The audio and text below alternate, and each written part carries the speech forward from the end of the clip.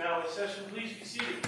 Good morning, Your Honor. May I proceed? Yes, please. Your Honor, before the court today, we have the matter of Commonwealth versus Lindsay Clancy. Ms. Clancy is present. She is represented by Attorney Kevin Reddington. The Commonwealth is represented by Assistant District Attorney Jennifer Sprague and Assistant District Attorney Shannon Buckingham. All right. Well, good morning, everyone. Good morning, counsel. Good morning, Your Honor. Good morning, Ms. Clancy. All right. Before we bring the jury in, could I talk to counsel over here just for a few minutes?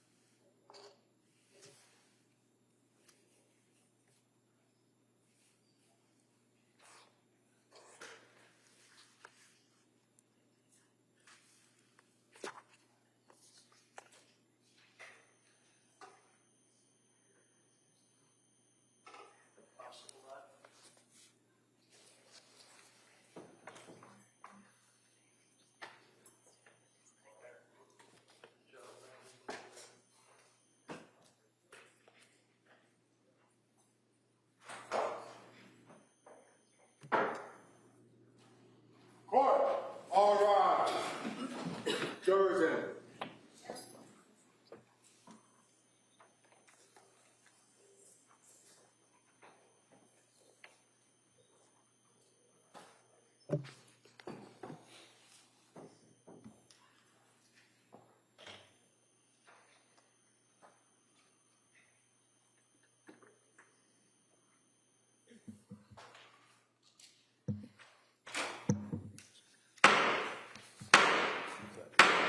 Hey, all persons having anything to do before the Honorable William Sullivan, Justice of the Superior Court, now sitting in Plymouth, within and for the Commonwealth.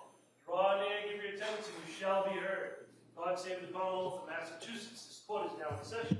Please be seated. Good morning, Your Honor. May I proceed? Yes, please. Your Honor, before the court today, we have the continuation of the jury trial in the matter of Commonwealth versus Lindsay Clancy. Ms. Clancy is present. She is represented by Attorney Kevin Reddington. The Commonwealth is represented by Assistant District Attorney Jennifer Sprague and Assistant District Attorney Shannon Buckingham. All right. Well, thank you, Madam Clerk. Well, good morning. So here's what I'm going to do. I'm going to ask you those questions, and then we'll talk about our schedule for today. But first off, good morning. Nice to see everyone. Thank you for your patience with us and all the work that you've done so far. So the first question, has any member of the jury read, seen, or heard or overheard anything from any source that would affect your ability to be a fair and impartial juror in this case? No. Last question, is there any other serious matter or concern bearing on your service as a juror in this case that anybody needs to bring to my attention at this time? No. Again, thank you for following those instructions. And in regards to our schedule today, it's going to be, I think it's a little bit different. All right, and a lot of it is because of the progress of the case and kind of where we're going. I anticipate we're going to hear a number of witnesses today, and we may break early. All right, and then because of some of these issues, we're not going to be sitting tomorrow. All right, so you don't have to come in. You can come in if you want, but we're not going to be sitting on this case. So my suggestion would be not to come in and to take that and kind of, and just relax as best you can. And then we'll come in on Monday at 9 o'clock. And then expect kind of most of those days then going forward will be mostly kind of the schedule we had the last maybe 3 or 4 days. All right? So I just kind of wanted to give you that as information as early as I can so that we confirm that today. So probably an earlier date today, and we're not sitting tomorrow. Okay? And so with that, we're going to return to the Commonwealth's presentation of evidence. And Commonwealth, will you call your next witness, please? Thank you. Commonwealth calls Kyle Paveo.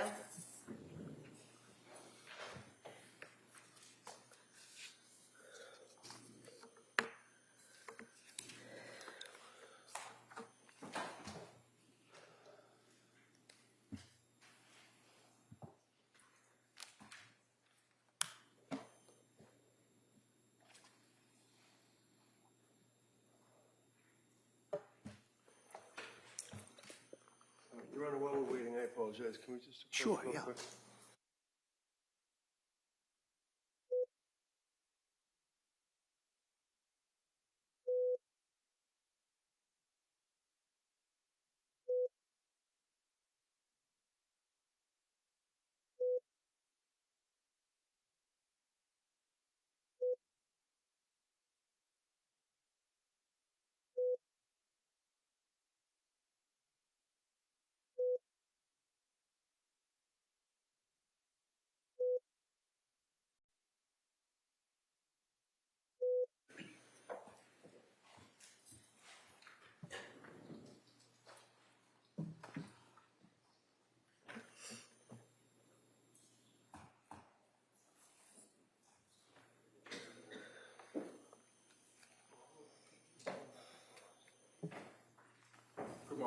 Good morning, sir. Can you start right here, raise your right hand for the clerk, please? Good morning. Do you solemnly swear that the testimony and the evidence you shall give to the court and the jury will not contradict between the Commonwealth and the defendant class the truth and nothing but the truth? So go ahead. Thank you, sir. You may have a seat.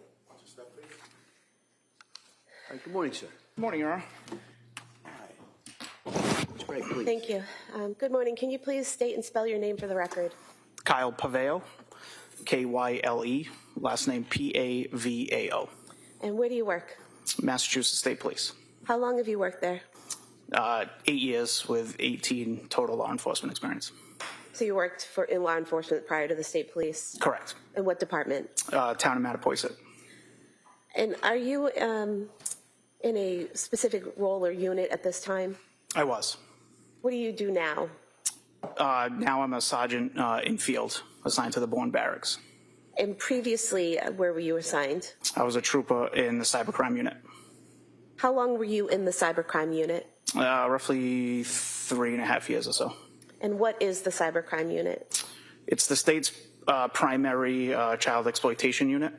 Assigned to that, or included in that, is also a forensic branch, which deals with multiple other crimes other than child exploitation. Would it be accurate to state that you are able to examine digital forensics like computers and phones that are related to other cases? Yes, correct. Do you have to have specialized training to be in that unit? Yes.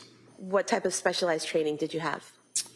So I am a certified forensic computer examiner.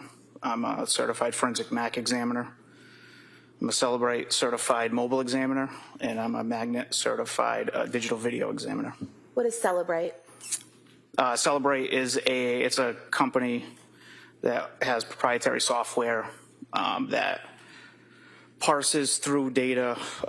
Most people know it for cell phones. There is a branch that does computers, but it's mostly known for cell phones, extracting data and also parsing that data out. What about Magnet? Magnet's the same thing. So Magnet is also another proprietary company. They have software, imaging software. They mainly focus on computers. They can do some cell phone stuff, but they primarily focus on computers. To be certified in Celebrate and Magnet, did you have to take classes and pass exams? Yeah, so my forensic computer classes certification is probably like a 6-month-long process. It's 2 weeks of schooling down in Florida. Is then a one-on-one peer review for 4 months of practicals of different file systems and computers. Once you get through that, it then is a practical exam. And then once you pass the practical, it turns into a written exam. Did you have an opportunity to examine the extraction of a Surface Pro that was seized from 47 Summer Street in Duxbury on or about September 16th, 2025? I did. And to be clear, the Surface Pro was seized from 47 Duxbury Street in 2023. It was in 2025 that you examined the extraction, correct? That is correct. I was provided those files. And what is an extraction? So these are actually, it's a computer image. Extractions usually typically referred to as cell phones. So this is a computer image. So this was an actual EO1 file, which is an in-case forensic file. So what it does is it copies out the bit-for-bit data on the particular drive that you targeted at. And then the in-case file sort of compresses the forensic image. It also adds some metadata to it. You can type in like case files. It keeps some integrity to it. So is it basically you take a computer or a cell phone and you make an exact copy of the data that's on that cell phone or computer? Yes. Computers, yes. Cell phones, no. But you were working on a computer or a Surface Pro? Correct. And so the extraction for the Surface Pro would be, the extraction would be a copy of the data that was on the Surface Pro? Yes. So the image in this case is a bit-for-bit copy of that drive. And when you do the extraction or when you view the extraction, are you changing any of the data? No, that's why we use these types of images so we don't touch the actual data on that computer. Did your initial review of the extraction show a visit to a website entitled Suicide Methods on August 23rd, 2022? It did. Were you recently asked to look at that visit to that site to get a better understanding of how that website was accessed? That is correct. And how did you approach that? I set a parameter. I went to that artifact that I had previously tagged when I did the initial analysis. Let me just stop you there. Sorry. What's an artifact and what is a tagging? So an artifact is every single piece of data on that computer is an artifact. So a computer could have 500,000 artifacts, let's say. That's a low end, but as an example. So tagging would be something you would flag that one particular evidence, that one particular artifact as evidence. So in this case, the artifact was the visit to the website, is that correct? Correct. And then the tagging was just so that you could find it when you went back into the extraction looking for it? Yes, correct. And so if you could continue telling us about how you approached that. So I set a parameter of 12 hours before the visit and then 12 hours after the visit, and looked at the correlating other digital artifacts related to that. And can you tell us what's a Chrome history database? So that's a database essentially, this is a very slimmed down version of what this is. So if you think of an Excel sheet, and each Excel page is a section of the database, so the database would be the whole thing, and there's a scheme or like a roadmap, let's say, of how these pages interlink with each other. That would be an entire database. Everything pretty much has databases. It's just easy for file expansion and disk saving space and things of that nature. And what about Chrome Web History Table? So a table would essentially be the Excel sheet that I explained before. It's a portion of the entire database.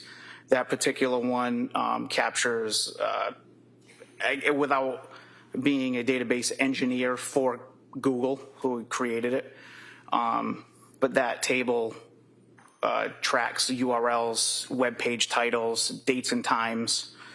So is it basically a table that you get from the extraction that shows which websites that computer has visited?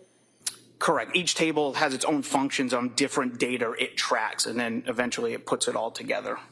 And what about a Chrome Web Visits table? So the visits table tracks things of were the web pages synced to the device, were they local to the device, are they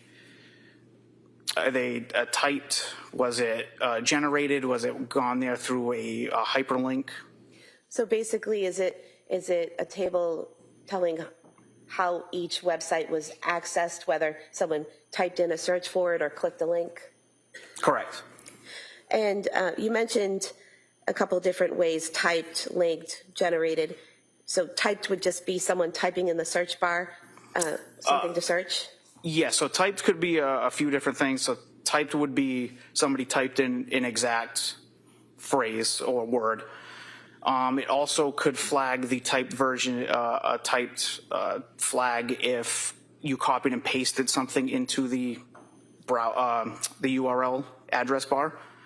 So if you're looking at a recipe for, say, cookies, and you copied cookies and pasted it into the search bar, would that be considered a typed event? Yes, correct. Or if you just typed cookies, that would be a typed event? Or cookies, or if you typed in, say you put CO for cookies, and then Chrome tried to auto-populate what they think you want to type, that would also create a typed event as well. And then you mentioned linked. What is a linked access? Link would be that you clicked on a hyperlink, which brought you to a different page. And what is a hyperlink? That would be it's a word phrasing, and then behind the word phrasing, there is a website coded behind that. Is that like when you go on a website and there are certain words that are underlined that you can click on and it will take you to another page? Yes, correct. Okay. What about generated? Generated is something that Google would suggest, Chrome would suggest. Now, what is the Wayback Machine? The Wayback Machine is a website that is it's I don't say monitored. It's created and maintained by the Internet Archive as a company. It's a 501(c) nonprofit. And what that does is it goes out on the internet. It takes snapshots of the internet, web pages all over the entire internet, and then archives that. So you can go back in later. It started like in the mid-90s or so, but you can go back to pick a date, pick a year, and you can see what that website looked like at that time, or approximate. It doesn't copy minute for minute, day for day, but you'll get something around the time that you were looking for of what a particular page looked like at that date and time you want to see. So with regard to this case and looking into how that site, Suicide Methods, was accessed, what did you learn? Or what did you see? When I went back? Yeah, so go ahead. So I saw, the first thing I saw was a Facebook visit at 9:40 that morning. 9:40 a.m. on August 23rd, 2022? Correct. And what was the Facebook? The link was lynn.say. I believe it was 968. So Lindsay with a dot in between the D and the S, 969? 969, correct. And after the visit to the Lindsay.969 Facebook page, what happened next?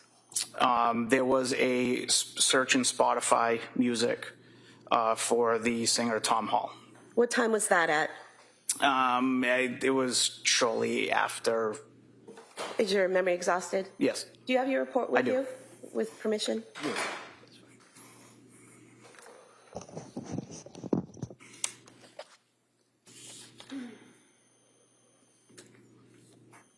That was at 9:42.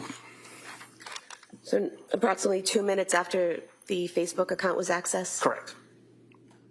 And that website, was that a Wikipedia page? No, that was Spotify. Oh, I'm sorry, music. Spotify Music. And then what did you see next? There was a song off of that search in Spotify. Was that the That's How I Got to Memphis song? Yes. And was that at 9:44 and 18 seconds a.m.? Yes. Then what happened next? There was a Google search for Tom Hall. And was that at 9:44 and 30 seconds a.m.? Yes. And what did you learn from that Google search? Off of that Google search, there was the Wikipedia page for Tom Hall was visited. And were you able to use the Wayback website to see what that Tom Hall page on Wikipedia looked like around the time of August 23rd, 2022? I did.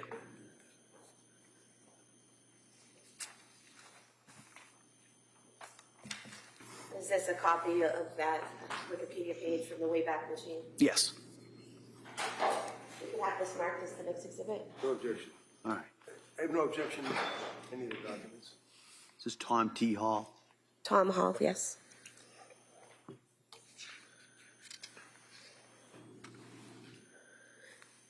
right, that may be. Thank you.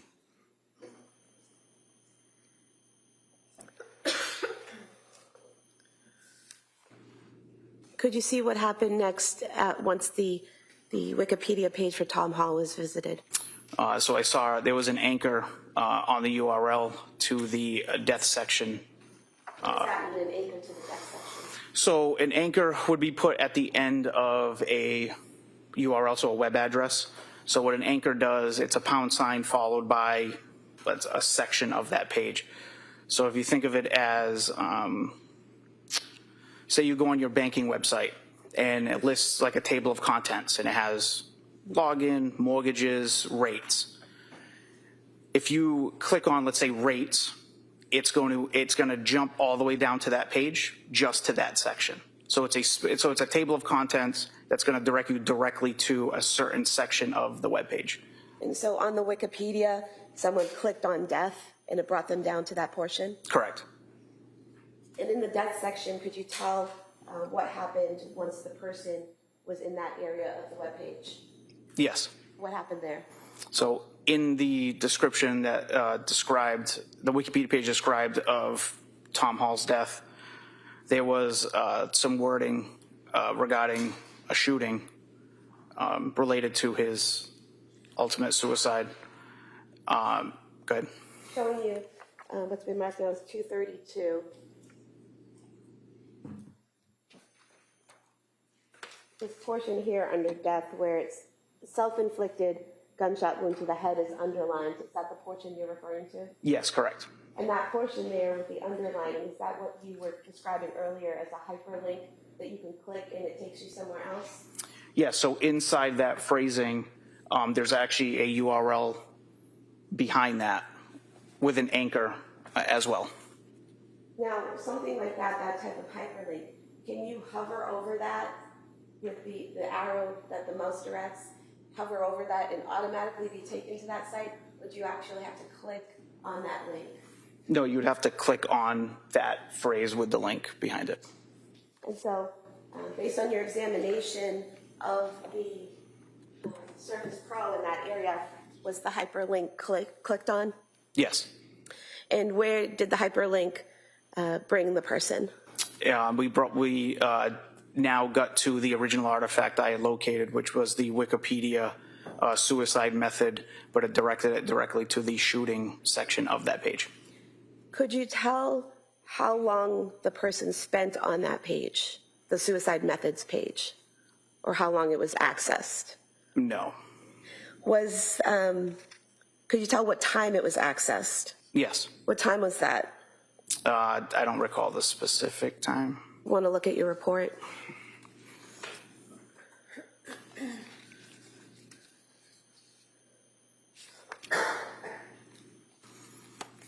At 9:45 a.m.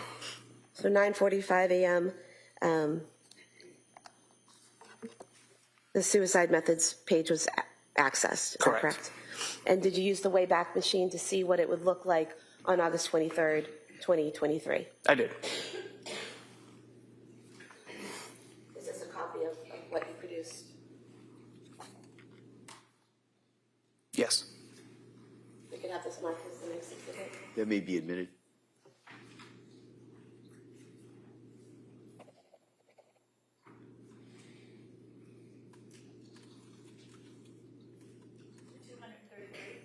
Thank you.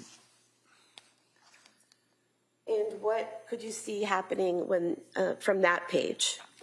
I observed after that another Wikipedia page that went to the Grafton Bridge. And was that from a hyperlink within the suicide methods page? Yes.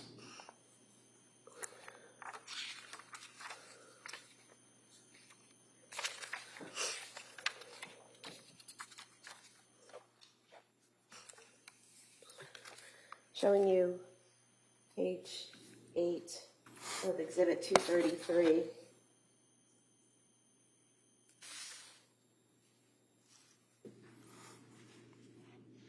So within this jumping section is where there was the hyperlink to that bridge. Correct. Here, Yes. Grafton Bridge. So again, the person had to click on that hyperlink to access Grafton Bridge. Yes, that would be correct. Now, you said that the suicide methods page was accessed at 9:45 a.m. What time was the Grafton Bridge web page accessed? That was shortly after that. Do you want to look at your report?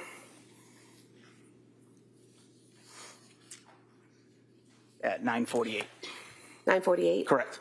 And so approximately 3 minutes after first accessing the suicide methods page, the hyperlink for the Grafton Bridge is clicked. Correct. Was there any other activity besides going to the suicide methods page and then the Grafton Bridge page? Any other activity that you saw within those 3 minutes? I do not know. And so, did you do the Wayback Machine again for the Grafton Bridge? I did. This is a fair and accurate copy of that page. Yes. We can have this marked as Exhibit 234, please. That may be admitted. Exhibit 234.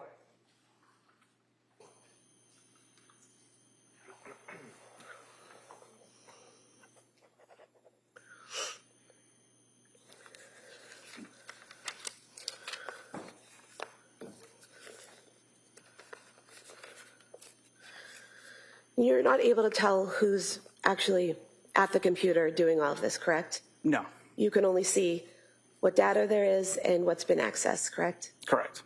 Thank you. All right, Mr. Reddington. That's it? That's your testimony? That's why you're here today, to talk about a search that was involving Tim Hall? Sustained, if you could, So I apologize. Your testimony today is based on that search on August 23rd, right? Correct. Of 22, right?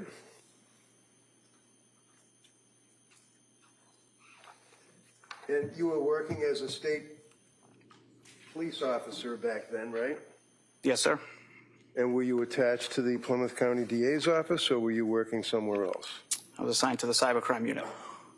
And the cybercrime unit works with the DA's office in Plymouth? The cybercrime unit's its own independent statewide unit. So, in the sense that you're independent, it's still the district attorney and his assistant DAs that would reach out to the cybercrime unit and ask for help, right? Or it could be the troopers assigned to the state police detective unit. Joshua McElligott. He was the lead investigator on this case, right? I assume so. Okay. So you were tasked to analyze the computer, the Surface Pro computer, right? Yes, correct. And by all accounts, that was owned by Pat Clancy. Is that correct? That is correct.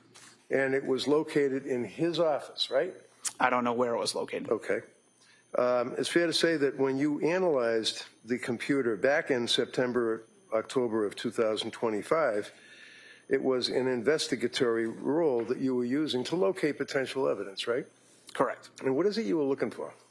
I was provided a search warrant with search terms, and that's as far as I knew of the case. And what were the search terms? I don't recall specifically, but they were spelled out in the search warrant. So when you have search terms, you take a person's computer, and then what do? You access it through a device? So I was provided the images. I never saw the physical computer. So when you got the images, you were able to load them up onto your computer, I imagine? Yes, we'll use a tool to help parse through that data. Correct. And then as a result of that, you were able to plug in words that you could search for, right? Yes. For example, like suicide? Suicide would be one. Drugs? I mean, I don't think that pertained in this case, but you could search. It did. That I don't recall the specific terms in the search warrant. Okay. So after you did your search for whatever it is that you were looking for, suicide and you're unable to tell us what else you look for, but in any event, you came across this entry on August 23rd, and you indicated that the time frame that you're dealing with on that computer, the Surface Pro computer, was 9:40 in the morning. Is that right? Can you rephrase that? Yeah. You can look at your report too. I mean, if you have documents in front of you, do you have? I do. All right, so you can take a look at it. You have a document that's captioned matching results. Is that right? I do not have that in front of me, but yes. And would that be the search that you conducted? Is that the magnet tool report? I don't know what it is, and I apologize. I got cataract surgery, and I can hardly see, so it's just, what is that? This is the main page of the forensic tool. Okay. And looking at the main page of the forensic tool, does it indicate the date is August 23rd? That's an inbox. This also doesn't. Which, are we talking about this highlight here? Yeah, what does that indicate? That's an inbox. That's not that. All right, so what time? Cooper, could you keep your voice up or make sure you speak to that microphone? So that highlight is a bail inbox. Okay. And that would be the HTTPS. And then underneath that, it makes reference to at some point that you were able to see that Lindsay or Lynn's Facebook account was accessed. And it wasn't even the account, it was actually the homepage, right? Correct. It navigated to the Facebook person's account. Okay. So that would tell us that that particular Facebook account was accessed, and then that conducted the search that you just testified to? That's the next thing.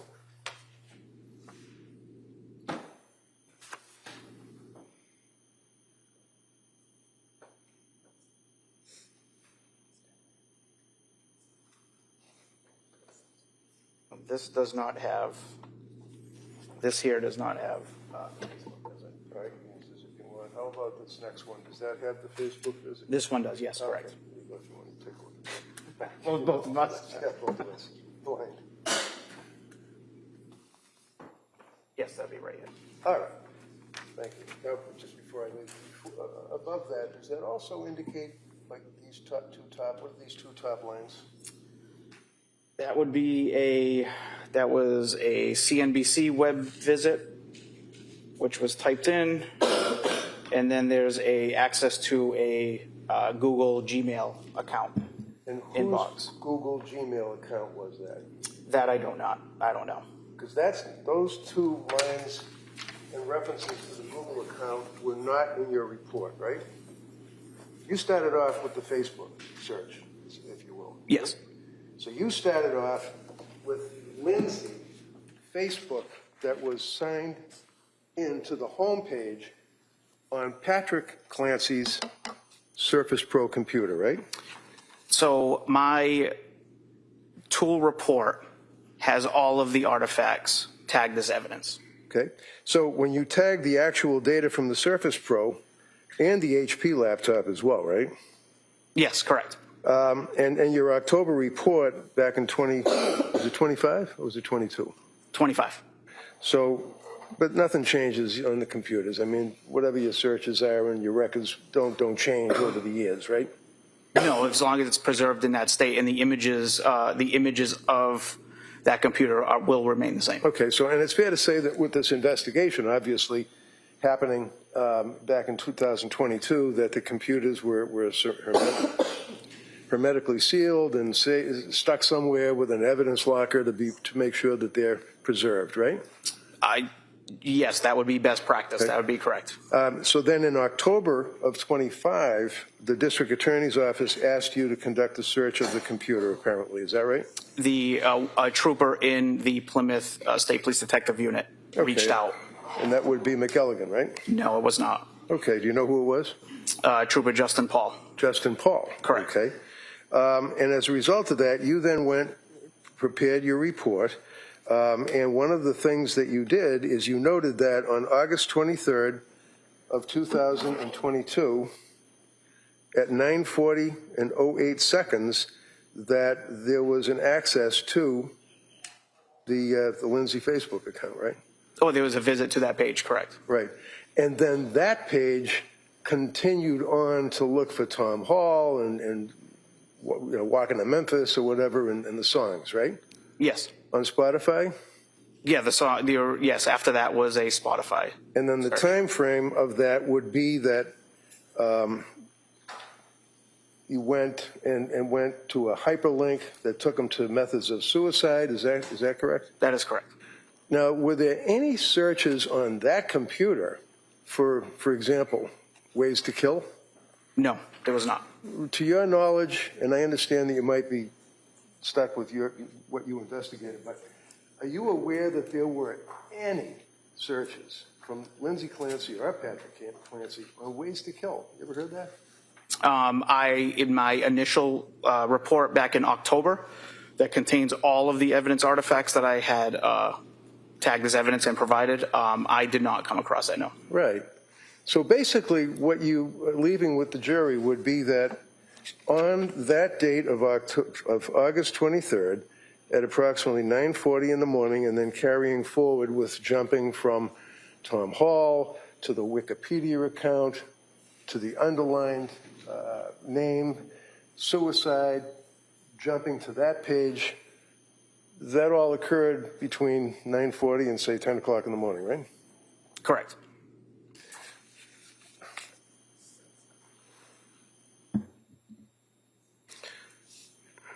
Did you know, sir, that on August 23rd, prior to your report indicating the Facebook account, that Mr. Clancy signed in, and it was Mr. Clancy's email that accessed the Facebook account for Lindsay Clancy? I did not. And that was not included in your report, was it? No, it was not. And you know that the Clancys had 3 children, right? I do not. Well, you know that you were working on a case where Lindsay Clancy was the mother, and she was married to Patrick Clancy, right? Correct. And did you know, sir, that on August 23rd of 2022,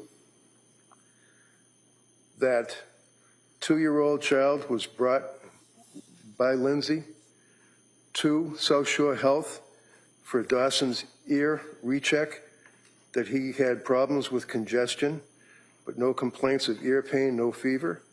And that was on August 23rd, 2022, that he was examined at 10:15 in the morning. I'm not privy to those facts.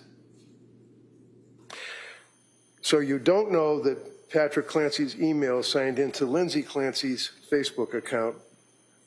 You're not aware of that, right? It's whatever the default profile was signed into the Chrome browser. And then that accessed the Facebook account, which looked up Tom Hall, the singer, right? Yes, correct. That then led to the Wikipedia talking about suicide. That right? is correct. Led to the Spotify talking about somewhere in Memphis, whatever the song was, right? Yes. And this was all occurring from 9:40 in the morning until, like I said, 10 o'clock thereabouts, right? Correct.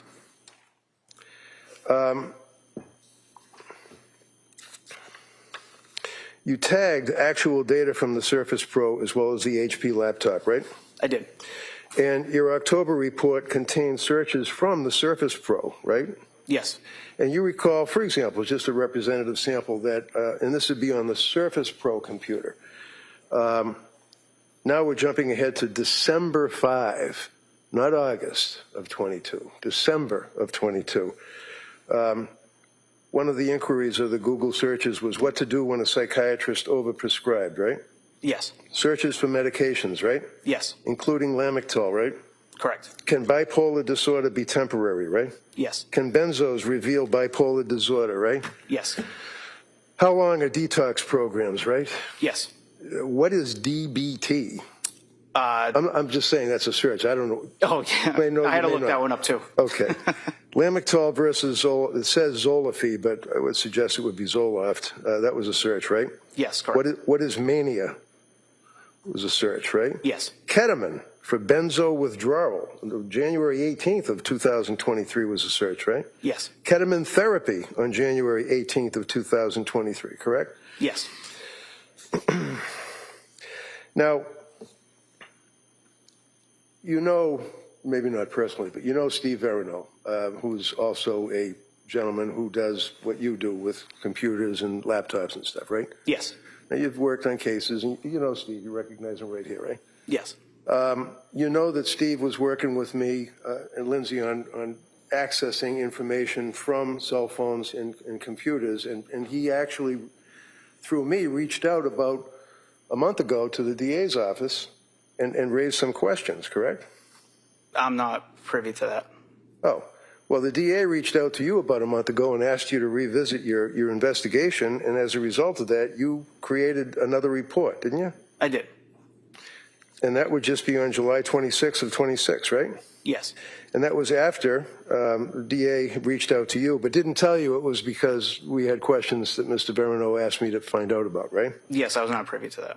So as a result of dealing with the DA in July 26th of 26, you then prepared your report, and the purpose of that report was to find out more details, if you could, pertaining to the, quote, methods of suicide page, right? Correct. And in your July 26 report, you then went into detail about your findings, correct? Yes. And we would agree that that particular webpage was not a search for methods of suicide. It was actually the Tom Hall and the music, right? That is correct. And then the URL shows access to Lindsay's Facebook profile, correct? You accessed and found out that Lindsay's Facebook profile was a web visit. Right. Yes, correct. But you don't know that it was Lindsay that was actually using that computer to search for Tom Hall, right? I don't know who was sitting behind that. You don't know that Patrick Clancy plays the guitar, do you? I do not. You don't know that Patrick Clancy is a music aficionado, right? I do not. You don't know that Patrick Clancy enjoyed Tom Hall music, do you? I do not know that. And you certainly don't want to leave it with this jury that Lindsay was looking up ways to commit suicide in August of 22, do you? All I'm presenting is the facts that were presented in front of me.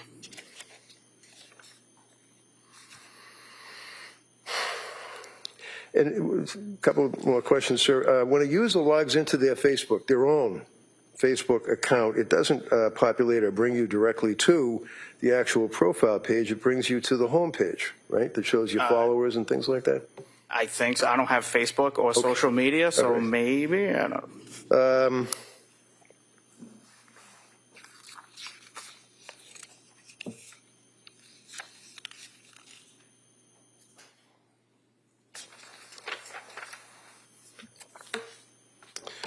That's all I have for this gentleman, Your Honor.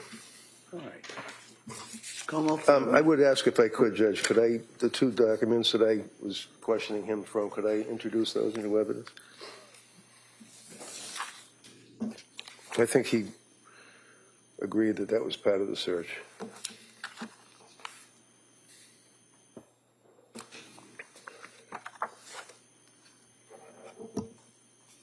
Can we just approach? Sure, yeah.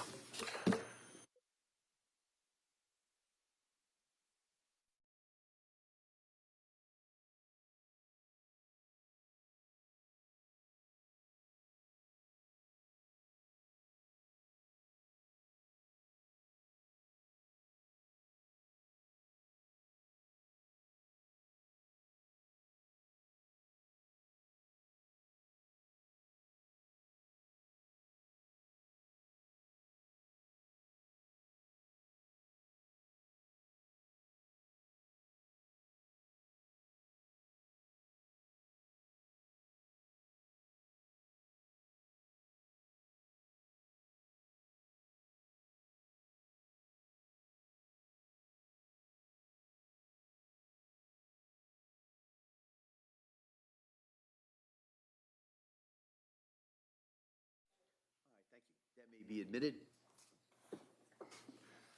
And, Your Honor, I would offer, if I could, the medical records from the pediatrics associates that, They're already in evidence. well, I'd like to have it focused on that. You don't mind if we put that Jason, particular. why don't we mark that for identification? We can address whether or not, I want to double check. I haven't gone through all the records either. Oh, I understand. We'll mark that for identification. Thank you, sir. Thank you. It's 235, exhibit for identification. Sir, just for clarification, before when I was doing direct, if at any point I said August 23rd, 2023, what you did when you did the Wayback Machine was searches for around the time period of August 22nd, 2022, correct? Correct. And anything that you looked at that day regarding the search for suicide methods or any of the other places that were visited were August 23rd, 2022, correct? Correct, 2022. And the visit to the Grafton Bridge Wikipedia page was at 9:48 a.m., correct? Not 10 a.m.?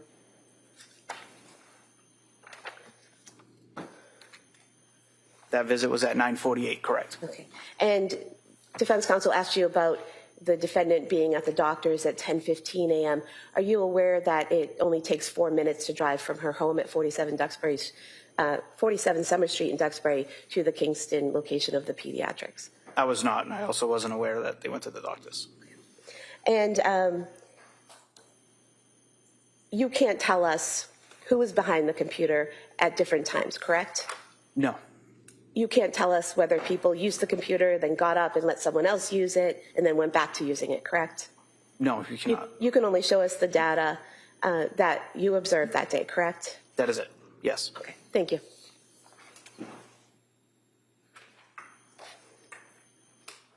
So, what has been marked for P for identification, which would constitute the health information records from the South Shore Health, pertinent to the child.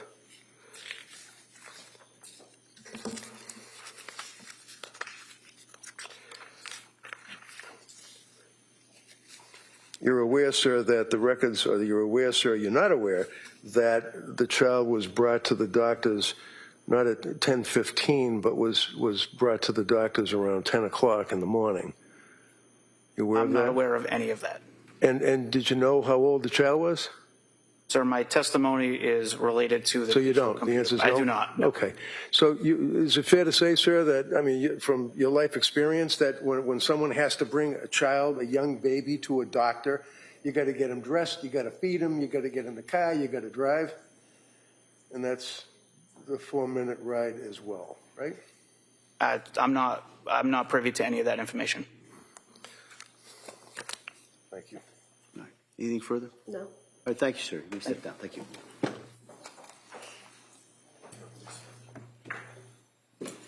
Commonwealth calls Timothy Chiappini.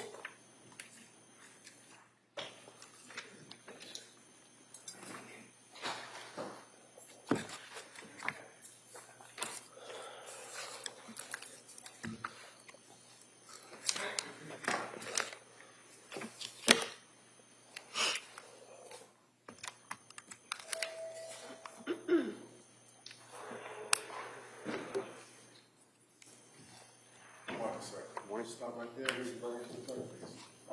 solemnly swear that the testimony and the evidence you shall give to the court and the jury will be now coming between the Commonwealth and the defendant? Thank you, sir. You may have a seat. Watch yourself, please. All right. Good morning, sir. Attorney Sprague, please. Thank you. Good morning. Can you please state and spell your name for the record? My name is Timothy Chiappini. Last name is spelled C-H-I-A, P as in Peter, P as in Peter, I-N-I. Where do you work? I work for the Commonwealth of Massachusetts for the Department of State Police. How long have you worked for the state police? I graduated the Academy in March of 2012. What is your current assignment? I am currently the unit commander for the Critical Incident Technical Investigations Team How long have you been doing that? since approximately April of this year. What was your assignment in January of 2023? I was assigned to the State Police Detective Unit for the Plymouth County District Attorney's Office. Do you have specialized training in cell phone forensics? I do. And could you describe that, please? I was initially certified as a Celebrite physical operator and a Celebrite certified operator, Celebrite certified physical analyst in March of 2017. And are you also trained in gray key and magnet? I have been trained in gray key examination since August of 2021, and I've been familiar with the forensic program known as Axiom in that course, but I'm not certified in Axiom. And regarding Celebrite, can you describe that software for us? Celebrite is a forensic access and acquisition tool for cell phone or mobile device forensic extractions. It also has an analysis component as well. And were you asked to do a forensic analysis on a cell phone belonging to Lindsay Clancy in 2023? Oh, I'm sorry. Yes, ma'am. Celebrite is an access and acquisition tool for mobile device forensics and cell phone extractions. It also has an analysis component for extractions. And were you asked to do a forensic analysis on a cell phone belonging to Lindsay Clancy in 2023? I was. Did you do that? I did. And how did you do that? I performed an advanced logical extraction on the iPhone device belonging to Lindsay Clancy. Can you tell us what that means in just lay terms that we could all understand? An advanced logical extraction of an iPhone is essentially an iTunes backup. It is the information or data from the phone that you, as a user, can see, including images, calls, text messages, browser artifacts, basically everything that the person would see that uses an iPhone. And is it just making a copy of everything that you could see on that phone?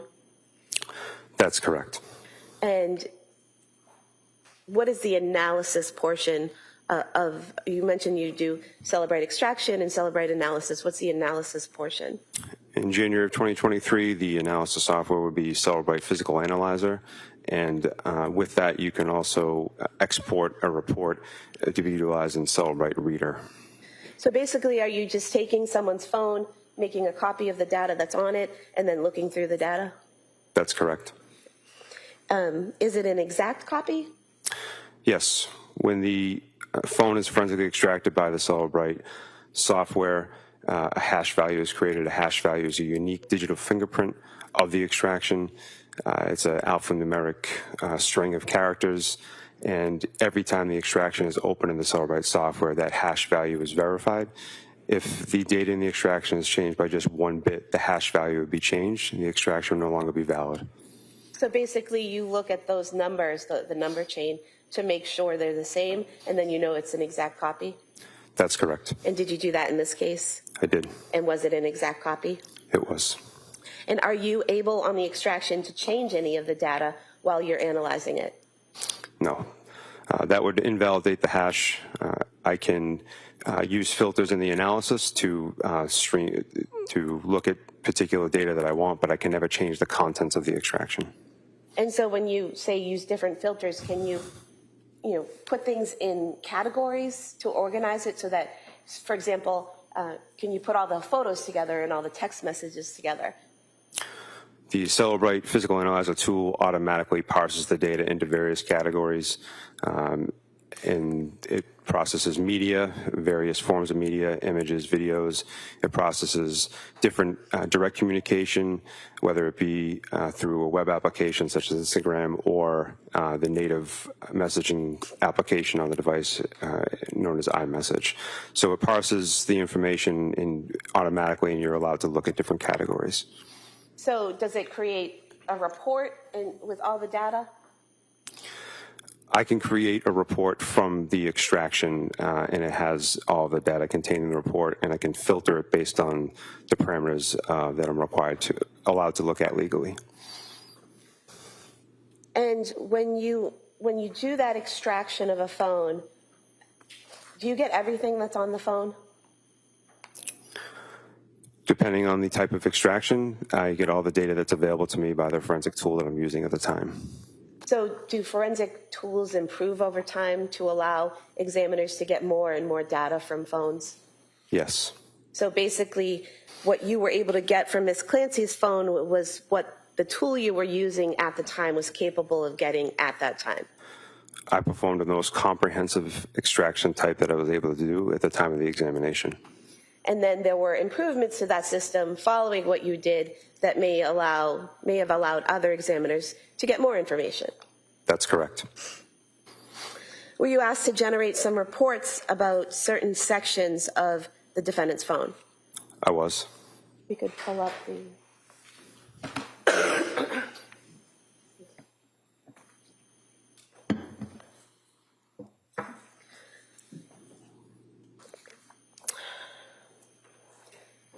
Could look at the screen, please. Were you able to create a report regarding data on Ms. Clancy's phone from November of 2022 to December of 2022?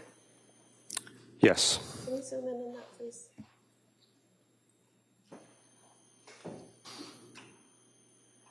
And could you just explain for us the different columns we're seeing here? The columns are automatically generated by the software when you create a supplemental report.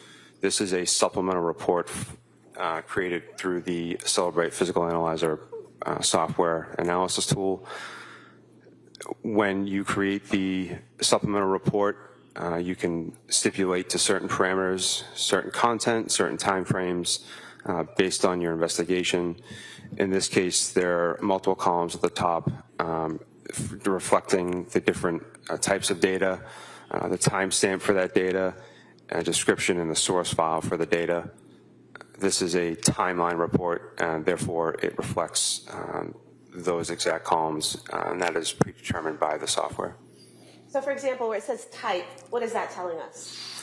That's where Celebrite has parsed the data and categorized it based on the forensic extraction. So there, number one, where it says activity census data, what is that? That would be the data from the health database within the phone. If there was something in the direction box, what is direction? Direction could be related to a call incoming to the device or outgoing from the device. So if one was a phone call, it would say to or from? I believe the exact categorization would be incoming or outgoing. Incoming or outgoing, okay. And then the attachment box? Attachment box would be associated with a message, typically a MMS message or multimedia message. A text message that contains a photo would be listed as an attachment. It could also be associated with an email that has an attachment or some type of transaction on the phone that resulted in something being attributed as an attachment. And then what about the location box? If the data source has location information associated with it, then that box would have data filled out. This report is 768 pages, so there's a variety of sources of data within this report. And what about timestamp? Where it says timestamp, the date and time, is that Eastern Standard Time?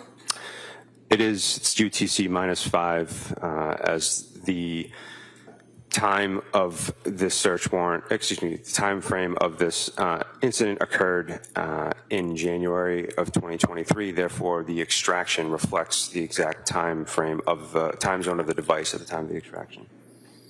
And where it says party, what would be in that column? Again, this is a timeline report. Therefore, there's a variety of data sources contained within it. There is chats or messages that occur from the user of the device to other people, and those parties would be listed within the chat, otherwise known as a group message. So if it was a text message, the direction would say incoming or outgoing, and the party would say who the text was to or from? It would say who the participants are in the conversation. So if it's one person you're texting, it would have that person's name, but if you're in a group text, it would have all of the names? Correct. And then what about the description box? Description box is based on the database information. It has some information associated with the actual data that was parsed by Celebrite. It also provides the source file. The source file is the database that Celebrite parsed the data from. Everything that you see as far as activity sensor data or any other categorizations, that's done by the software. The software parses that data to make it more readable for the examiner, but everything is associated with an actual database within the device. And so, for example, where it says source health, that's coming from the health section of the phone? Specifically the health database, HealthDB. And where it says source file, Lindsay's, how does that name populate there for source file? Indicating that it comes from Lindsay's iPhone. That is the name that the software detects from the name of the device when it conducts the extraction. Where the box for party, if it's a phone call or a text message and it has a person's name in there, say I text you and your name is there, how does that populate? How does your name get into that box? Is it something that the phone gets from incoming information, or is it something that's in my phone? The tool is only able to take the information that is present on the device at the time. In order for contact to be in a phone, it would have to be entered by the user. So would it be whatever I name your phone number is what will show up in the party? Correct. So if I have, say, my mother's phone number in there and I say mom, for her contact information, it will show up as mom? The software will show up, will display the phone number and the contact name that was detected by the tool from the extraction. So if I've put a contact in, mom, and the phone number will show up and mom. Correct. Can you search within this PDF? Yes. And do you do that by clicking on the search bar there at the top? Yes, this is Microsoft Edge, and that is the proper method within this application. And so if we were to search, for example, McLean,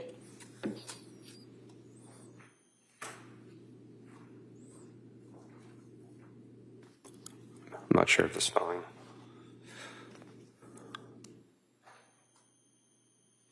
there we go. Sometimes it takes a second to populate. It does. It's a large document. It's, as I said, it's 768 pages. So depending on the machine that you're using to conduct your analysis, it could take some time for the document to load. Okay, and do you use these arrows here up and down to go to each spot that word is located? Correct. The application, Microsoft Edge, has detected 4 entries for the spelling that is in the search box, and you can navigate to each of those 4 entries by using those arrows. So, for example, here at message 6951, it says it's an instant message. It's outgoing, meaning it's going out from Lindsay's phone. That's correct. It's on December 21st, 2022 at 2:57 p.m., correct? Yes, Eastern Time. And then it says from Lindsay owner to Allison, correct? Yes. So that indicates that it's a text message from Lindsay to someone named Allison, correct? Yes, with the corresponding phone number.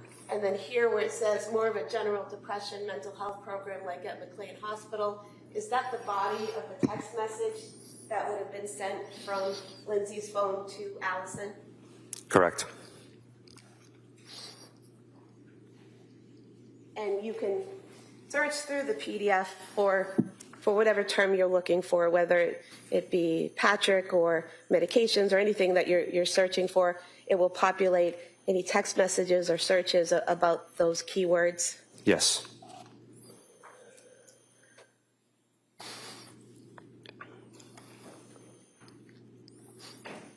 If we could have the next one, please. Did you also do a report regarding things that were downloaded onto Ms. Clancy's phone? Yes.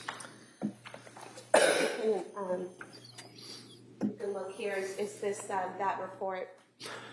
Yes, again, this is a supplemental report created within the physical analyzer analysis tool from Celebrate. And what is this report showing us? A singular item from the documents section of the project tree, or otherwise known as the analysis component of Celebrate Physical Analyzer, and it's one single document.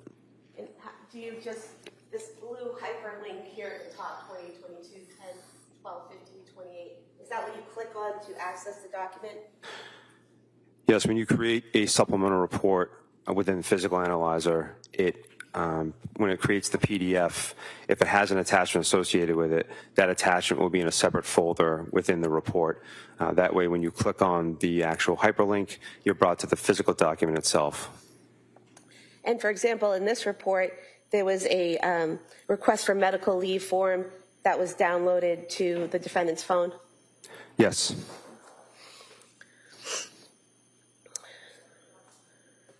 If we could go to the next one, please.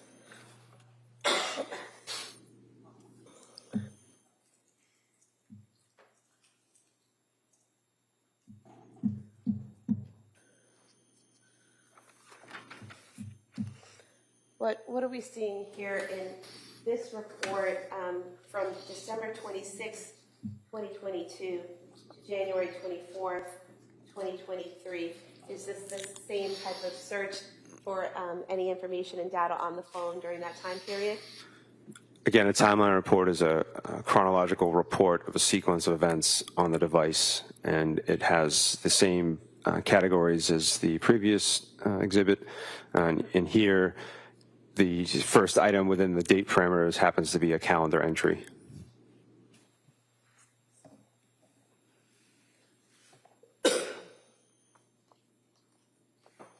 And so if we go here to page 846 of the document, can you explain for us here, these are Is this web history, website visits that are documented on the phone?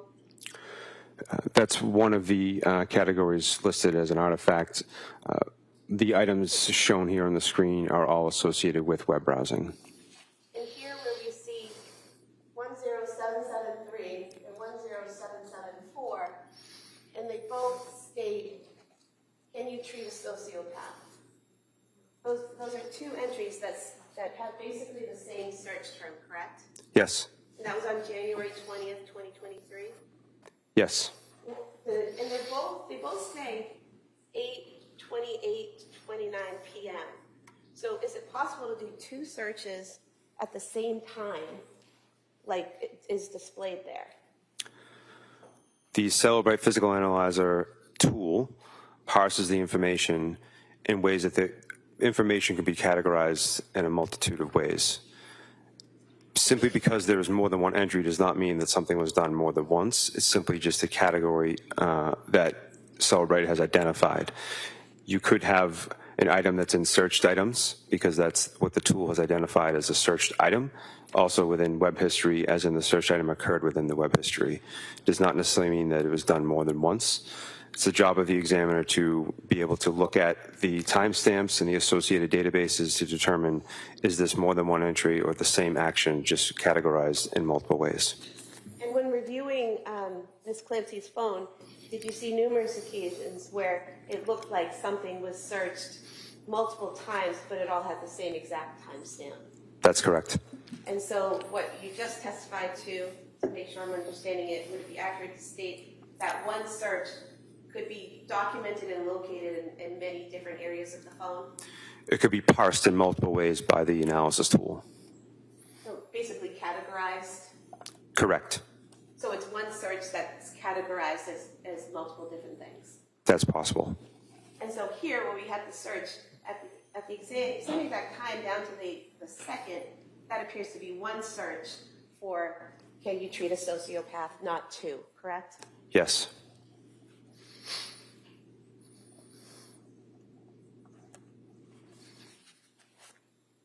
We can go to the next one, please.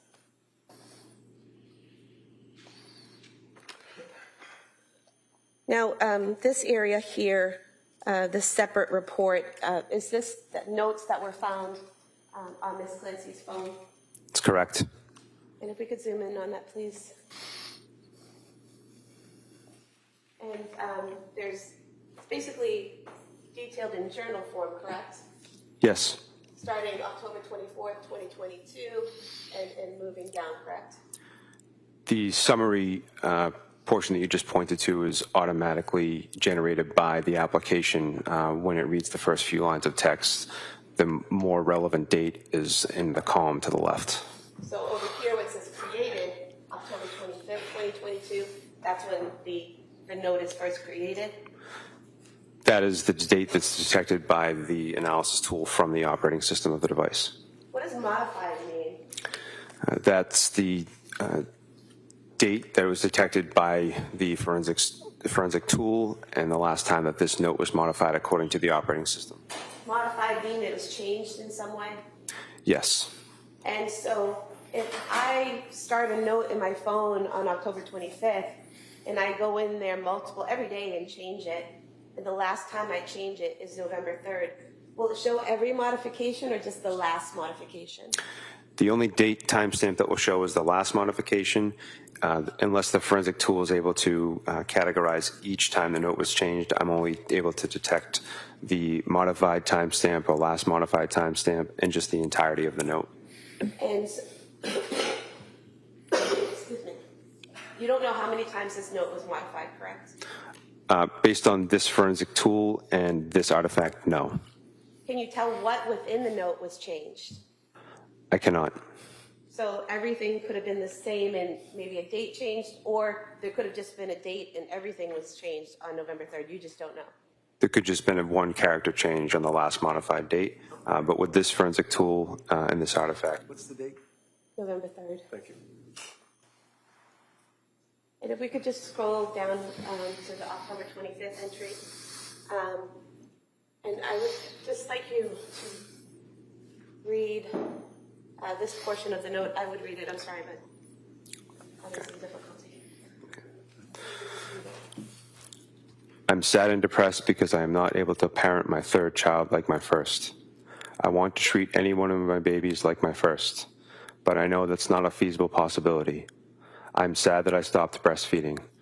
I feel not as connected with Cal now. I think I sort of resent my other children because they prevent me from treating Cal like my first baby, and I know that's not fair to them. I know that. I was feeling so depressed last evening when Cora and Dawson came home from school. I know it runs off on them, so we had a pretty rough evening. I want to feel love and connection with all my kids. I'm also probably having a bit of an internal conflict because my whole life I've wanted to have a lot of kids.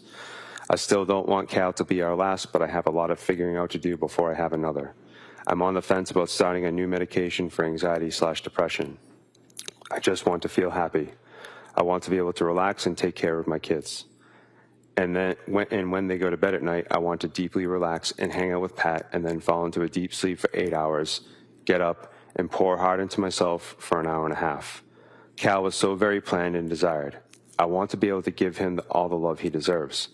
I guess that's what it's like to be the third child, though. He's not the first third child to ever exist. I think I know he'll be okay, but it's really hard for me. I hate that he has to put himself to sleep. I'm sad I'm not breastfeeding anymore, but I think deep down these were the right choices.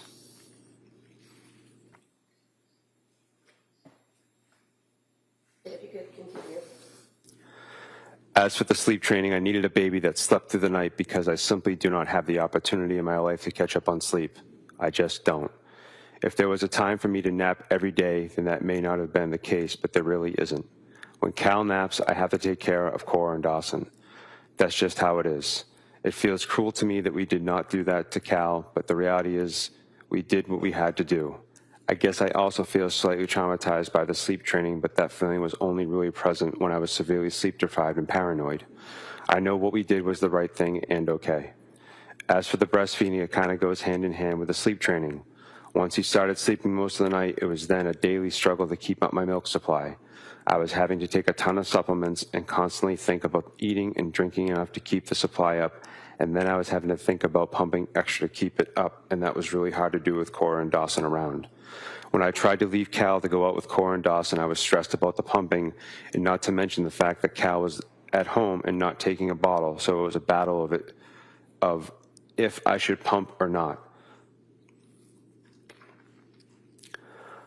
I know I did the right thing because I need to be able to leave Cal with someone and get fed.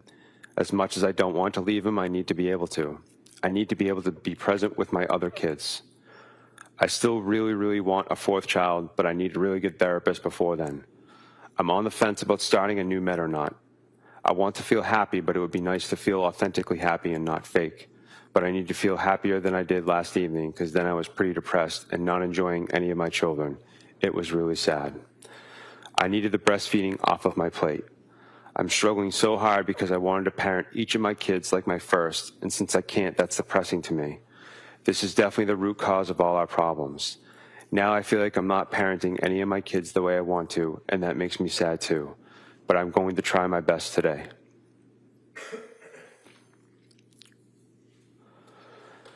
Things I love doing that help me love and appreciate and enjoy my kids are activities with them.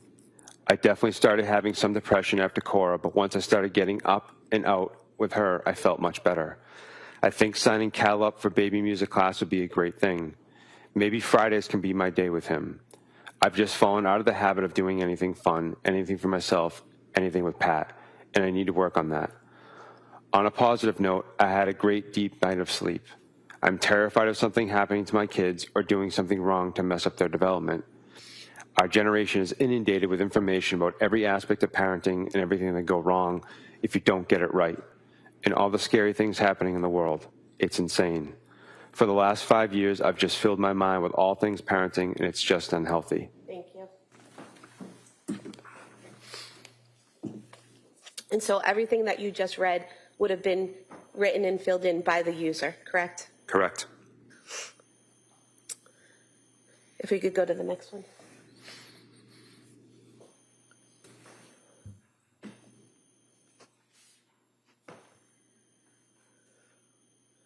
This is another note, is that correct? That's correct. And this note, it says it was created December 22nd, 2022, but then it was modified on January 23rd, 2023, correct? Yes. And this note here, again, you don't know how many times it was modified, you just know the last date it was modified, correct? That's correct. And you don't know what was changed in the note, you just know that something was. Correct. Okay. If we could go to the next one.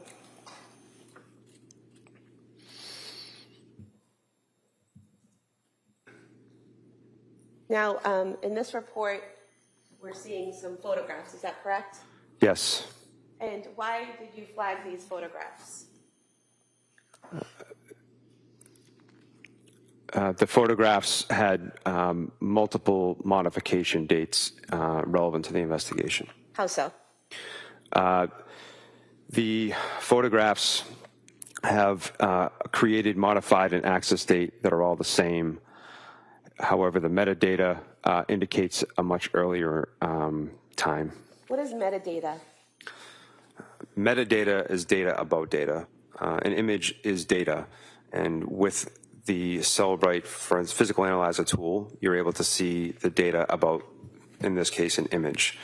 Metadata would be the device used to capture the image. It would be potentially, based on the user settings, location data associated with the image, where the image was when it was taken, where the device was when the image was taken. A lot of times it'll tell the size of the image or the type of image file that it is.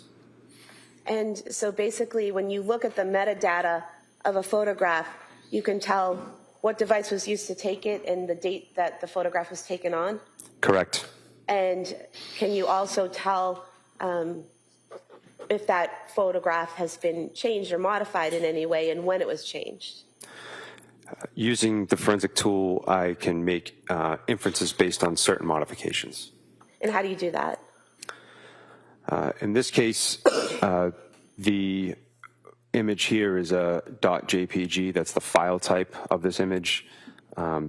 Therefore, I know that the image that I'm seeing is created, modified, and accessed on this date. However, it has a capture time of November 2nd, 2022 at 11:27:15 a.m. And is there something on here that says when it was modified? Where the cursor is now, it indicates the modification date. So above it is when it was created, below it is when it's modified? Or no, down here, capture time and the metadata is when it was initially created, correct? Correct. And you look at the source file, you can see the source file indicates that the image was modified under the component where it says adjustments. So just for the jurors looking at this report, here in the metadata, capture time is when the photo was taken. Above it, the 1/23/23, that's the date that the picture was changed in some way? Yes. And are you able to tell how the photograph was changed? I can do analysis based on an image and see that an image from its native format was modified. So basically, if I'm on my phone and looking at photos and I brighten something or I crop something, crop someone out of a photo, that would show it as being modified? It would show it as being modified. In this instance, it created a new file, which is why it has the created and modified date being the same. And so would it be accurate to state that on this type of phone, when you modify a photo, you can change that photo and leave it there changed, or you can create a new image with that changed photo?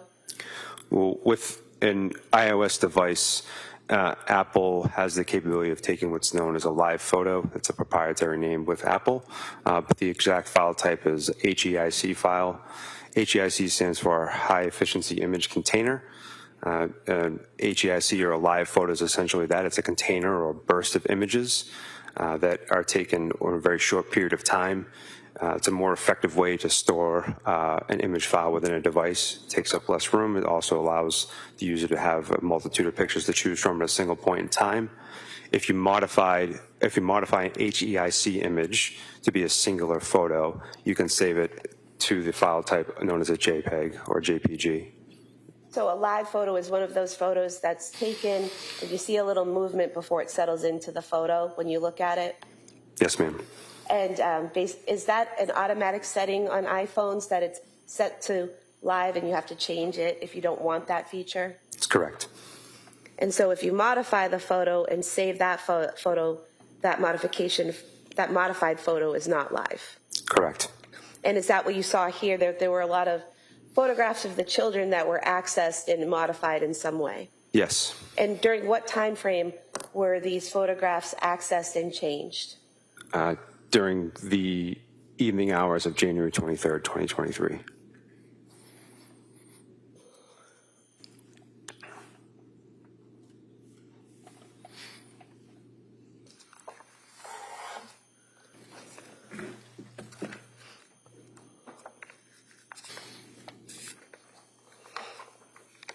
Okay, if we could go to the next, please.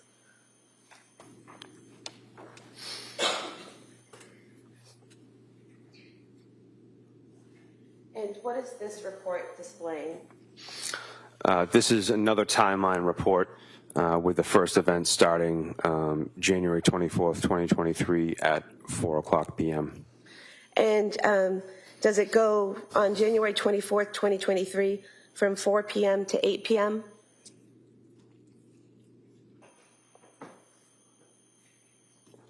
That's correct. It encompasses everything that would be before that time frame. It appears the last entry is 7:02:01 p.m.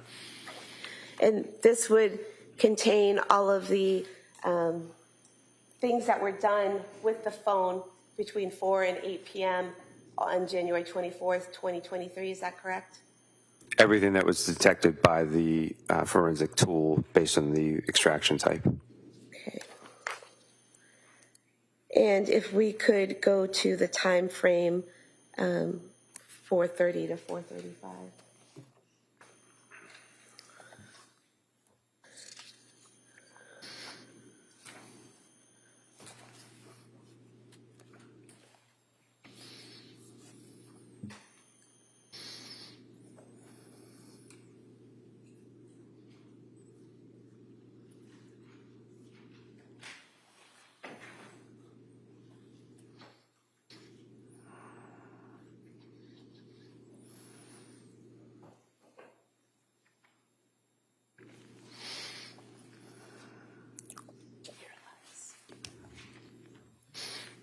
Using the tool, we'll search Miralax. Looking here, starting at item 37 at 4:46 p.m., is there a search for Miralax for kids on the phone? Yes.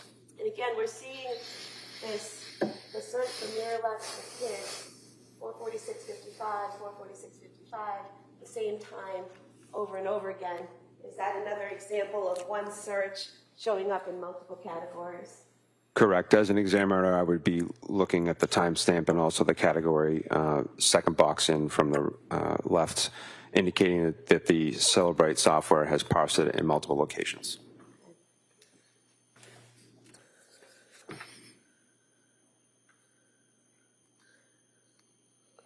If you could search 3D.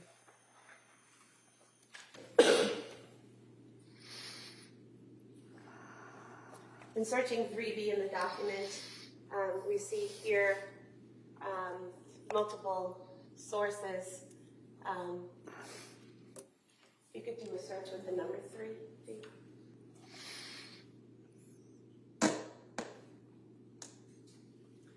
So we see here at 4:43 p.m. on January 24th, a search for the 3V menu, correct? Yes. If we could scroll down a little. And again, those are all at the same time, so they indicate one search for the menu? Yes, and the tools parsed it in multiple categories.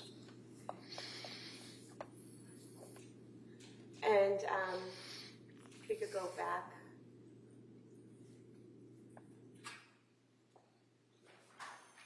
Was there also a search for an Apple Maps for 3V? Yes. And what time was that? Sorry, there's a glare.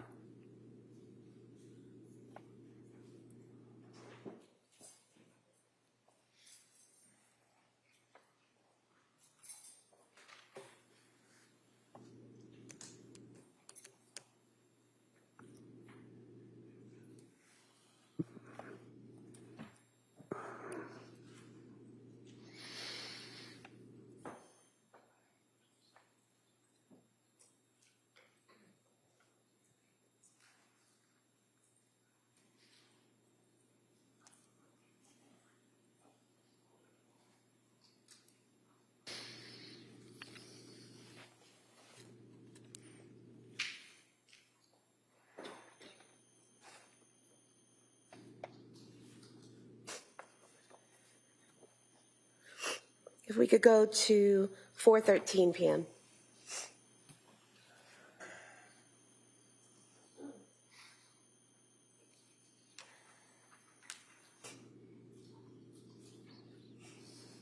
And here in Apple Maps, do we see 3V restaurant at 4:13 p.m.? Yes. And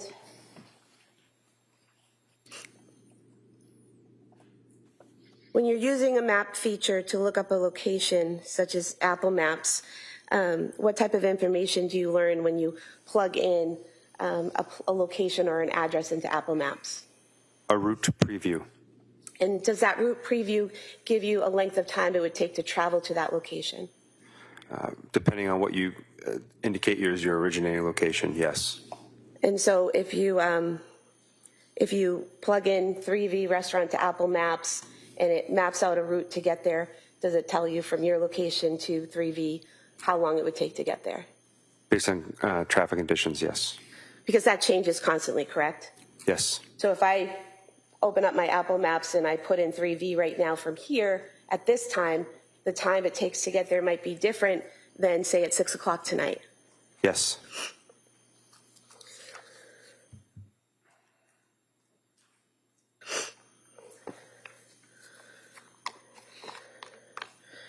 And so if we can go to 4:47 p.m.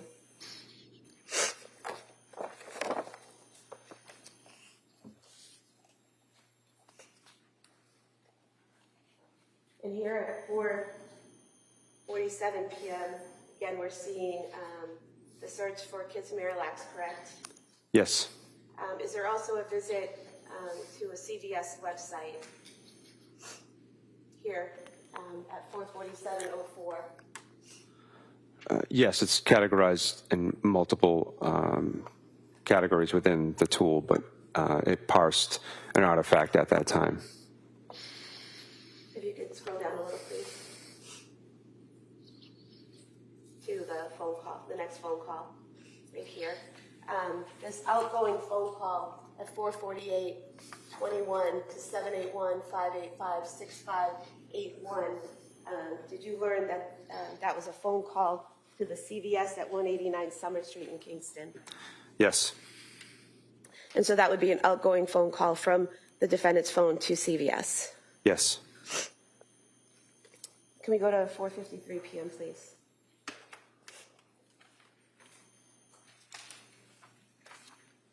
And then there's a message. It says message 80, outgoing from the defendant's phone at 4:53:09 from Lindsay to Patrick Clancy, correct?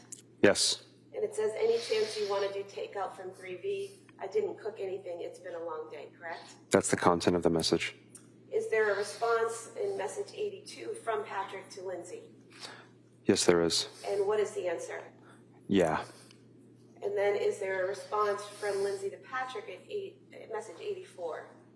Yes. And what is that? Okie dokie. And then message 86, again from Lindsay to Patrick, does she send him another message? She does. And what does that say? Check the menu when you can. And then if you could scroll down to the next message, is that message 90 from Patrick to Lindsay asking if Callan just got up. It is. And then message number 92, is that from Patrick to Lindsay saying also, what are you getting? Yes. And then 94 at 5:06 p.m. is that from Lindsay to Patrick, stating, but it was just a short nap in message 96. Yes. And then message 97 at 5:06 is 3D menu search. Yes. And that source says Safari. Is that a Safari web search for the 3D menu? Safari is the default web browser on an iOS device, and iOS stands for iPhone operating system. So that's a basic search on your iPhone for the 3D menu. Utilizing the Safari web application, correct. And then number 98 is that another search for Pedialyte. Correct. Excuse me. Now both the search for 3D menu and the search for Pedialyte are at 5:06:45. How does that happen? That there are two searches for two different things at the same time. Can you repeat the question? So you have in message 97, you have on January 24th, 2023 at 5:06:45, a search for 3D menu. Then the same date at the same time, a search for Pedialyte. And what's the question? How does it happen that you have two searches at the same time?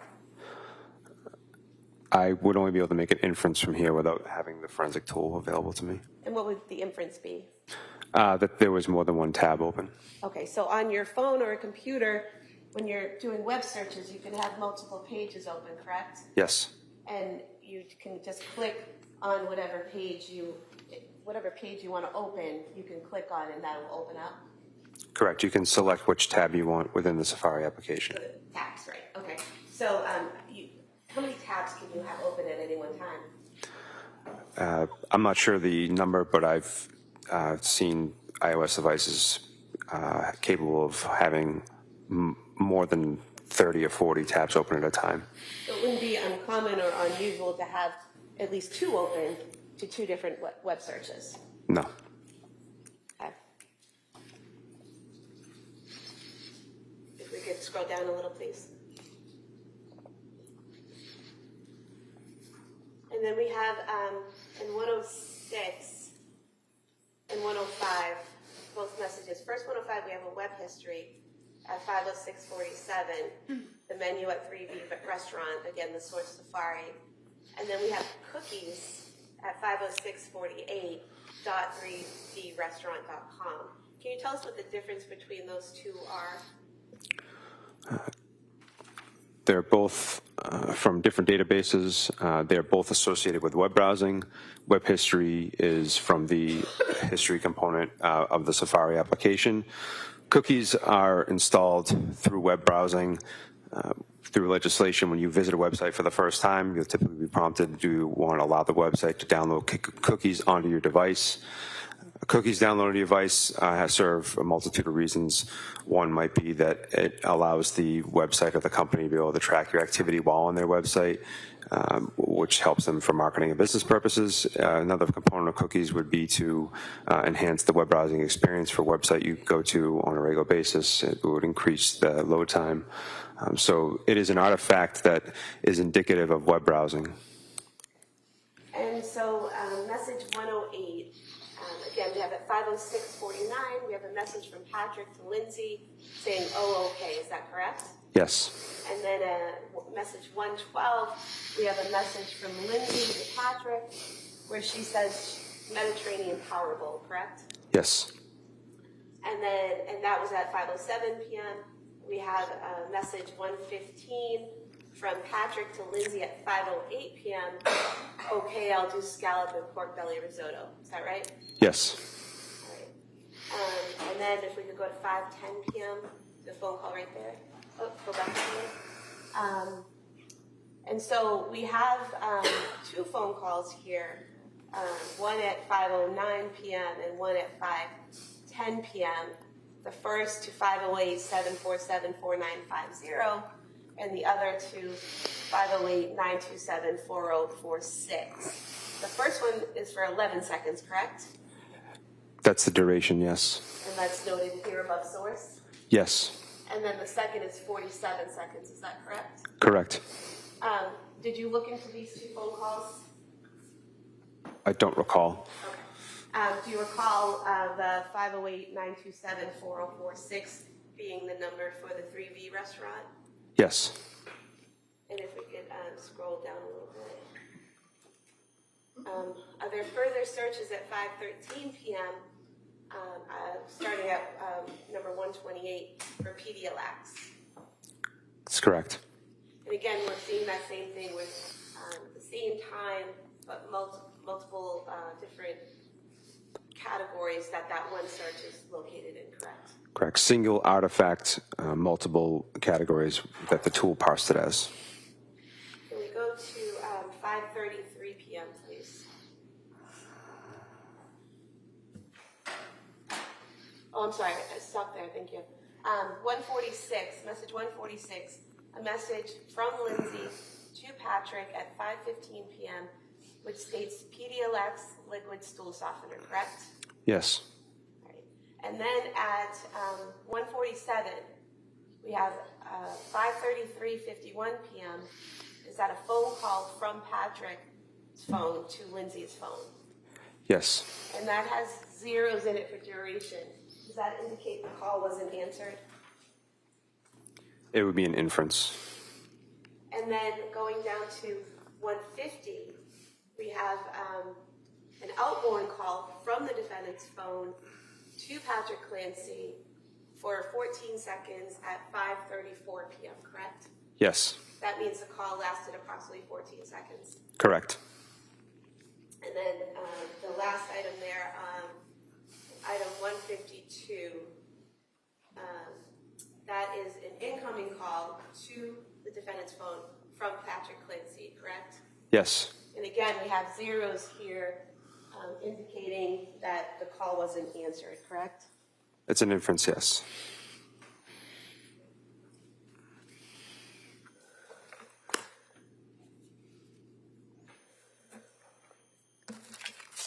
If I could have these reports that I just went over submitted on this disc as the next exhibit. That may be admitted. 236.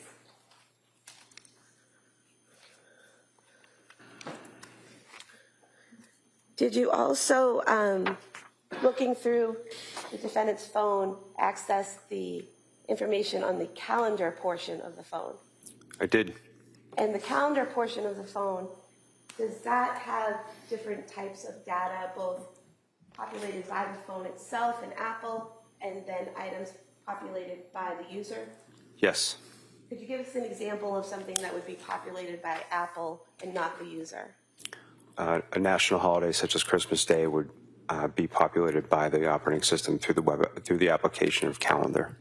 And then if I'm using my phone and I'm putting in appointments or parties or things I'm going to, that would be something that the user is putting into the calendar? Correct. And did you do a report of all the calendar activity for Lindsay Clancy's phone from August 4th, 2022 to January 31st, 2023? I did. If I could have this marked as today's exhibit. All right, that may be admitted. Ms. Sprague, is this a good time to take the morning break? I just have one more exhibit to put in, and then I would be done. That's fine. Did you, I'm sorry.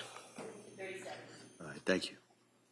Did you also do a report on all the text messages between the defendant's phone and an individual that had been labeled Mommy? Yes. And was that for the month of January 2023? I did. We move to have these admitted as the next exhibit. All right, that may be admitted. I have nothing further. All right. So why don't we take the morning recess at this time? All right. So members of the jury, we're going to take a short recess, and then we'll return back to the case. All right. Please. Wait, please.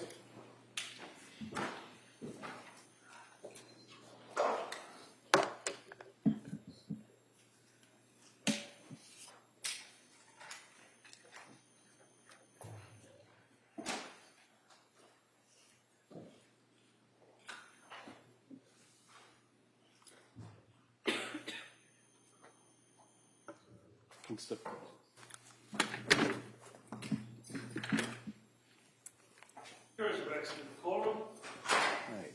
be in recess on this matter. Thank you.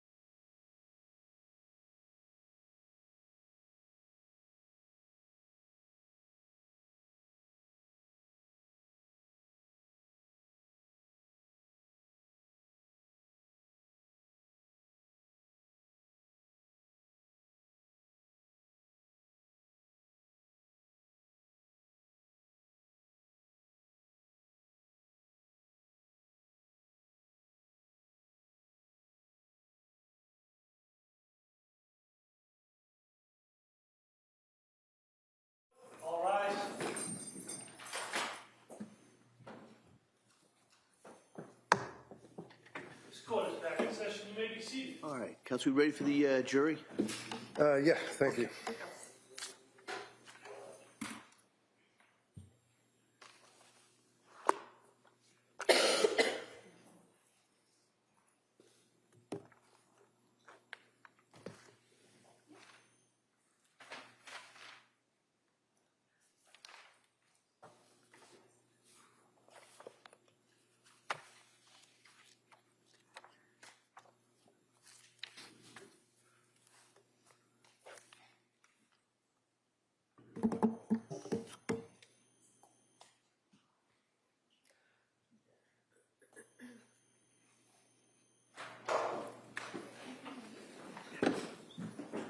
Order. All right. Jurors in.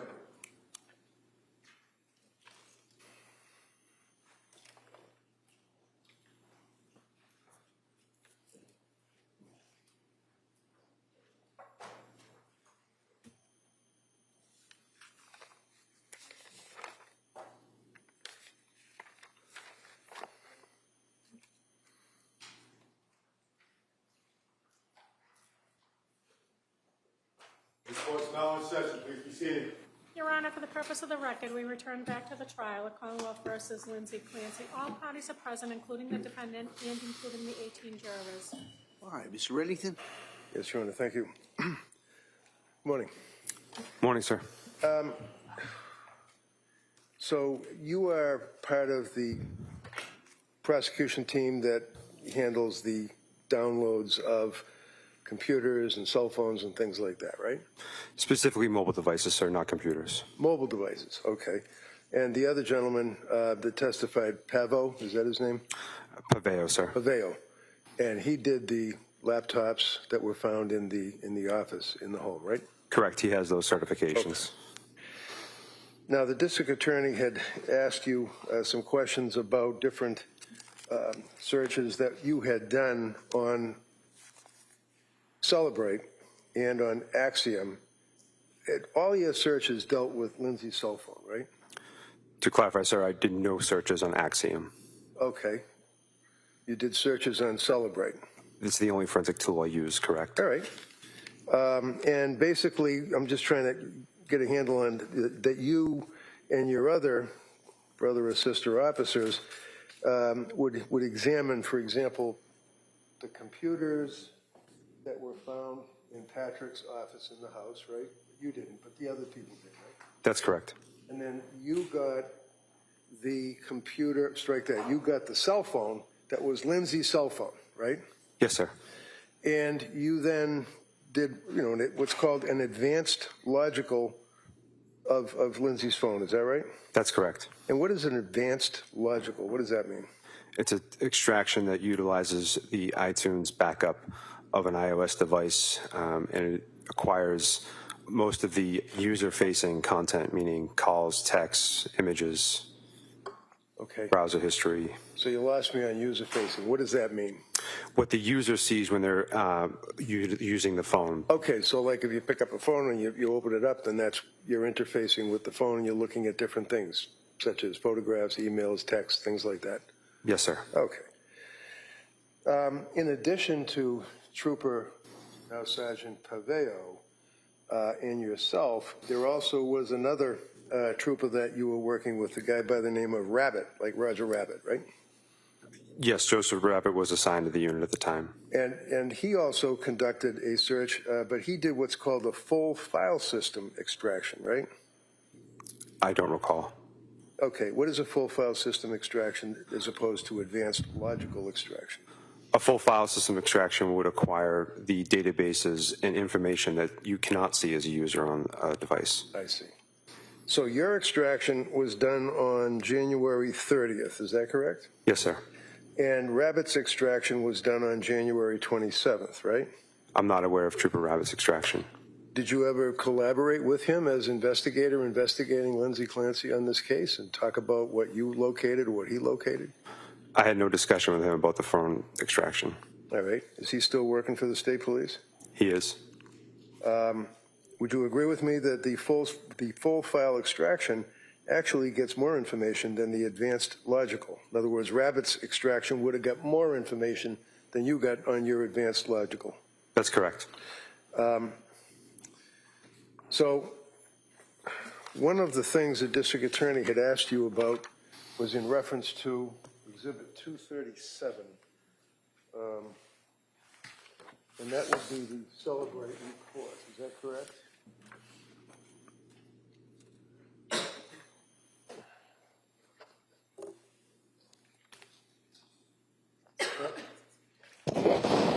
Basically, the caption for the extraction on the Celebrate report. This is a supplemental report that I completed from the physical analyzer software. Okay. And would that be Celebrate? Yes. It says Celebrate. That's what I asked. Looking at Exhibit 237, the second page, that on the very top that I'm looking at here, can you tell me on the right, what is it depicting on the right?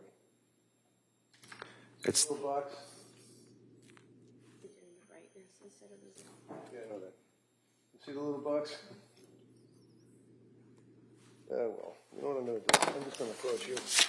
This here is the exhibit that the district attorney asked you to look at, 237, right?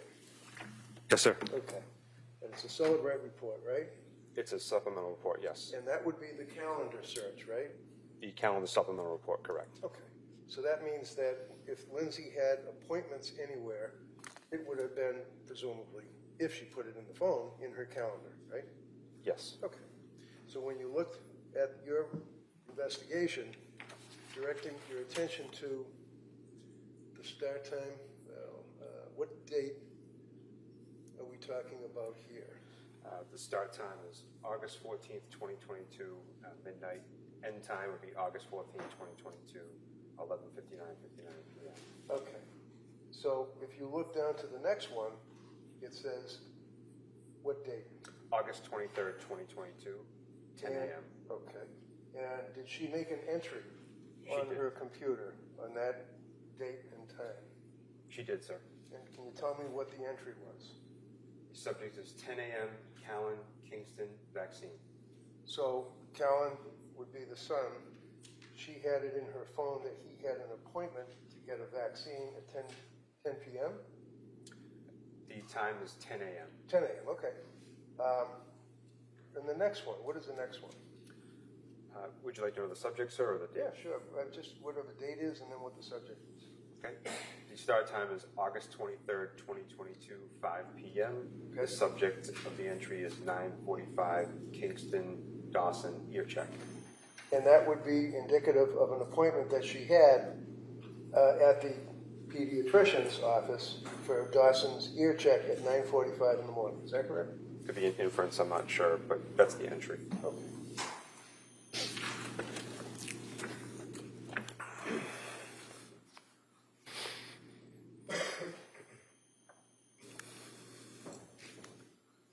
Now, looking at Exhibit 235, you can tell me, what is this document?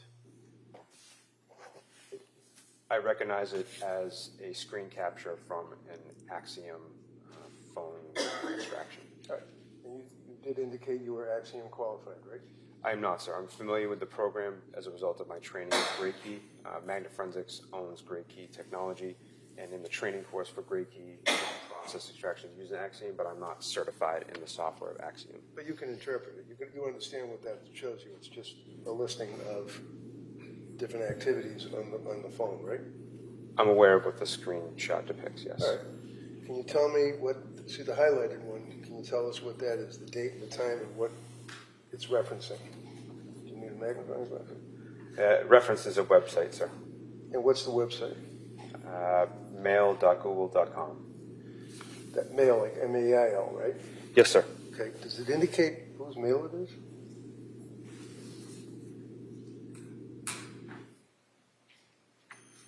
Does it show it on the right-hand side of the box?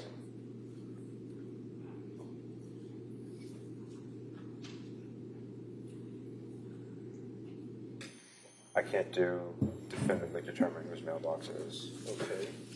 Trooper, I'm going to ask you, make sure you keep your voice up, okay? Yes, Your Honor. The next page. It's pretty much the same thing in the same day.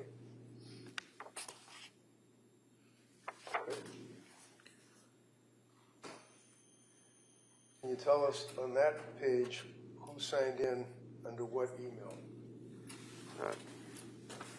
The artifact is indicating that there is a title with an email. What's the name?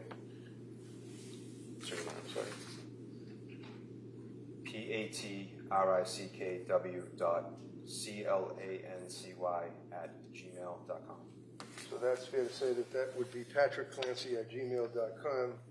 That's his email that's signed in on Lindsay's Facebook. Did I say? I can't confirm that. Okay.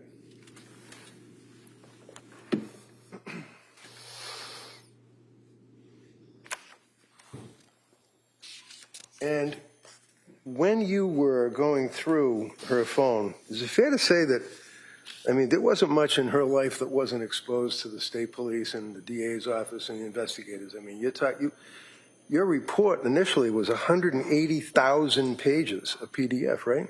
It was a very large download, sir. Does 180,000 sound about right? It does.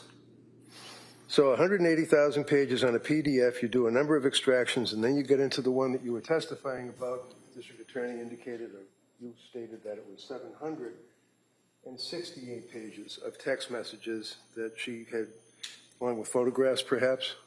That was a timeline search. The number of items in that report are indicative only of the time frame in which I was utilizing within the software. Okay. So when you went through her phone, did you come across on a Celebrate report searching for where is the carotid artery? I don't recall. Did you come across, might be easier this way. This is a Celebrate report on Lindsay's phone, right? Now, I understand that you might not have been standing next to another cop going through the records and documents on her phone, but on this, you're able to recognize that as being the Celebrate report, right? It is a Celebrate report, sir. And it's a Celebrate report for her phone. You can tell by the numbers, right?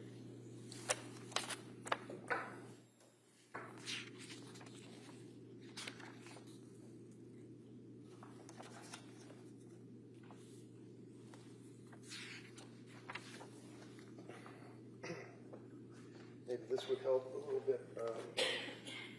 See this here where it talks about source file and it's got a number, quadruple 08110-0009225E and all the rest of them. That would be her phone, right?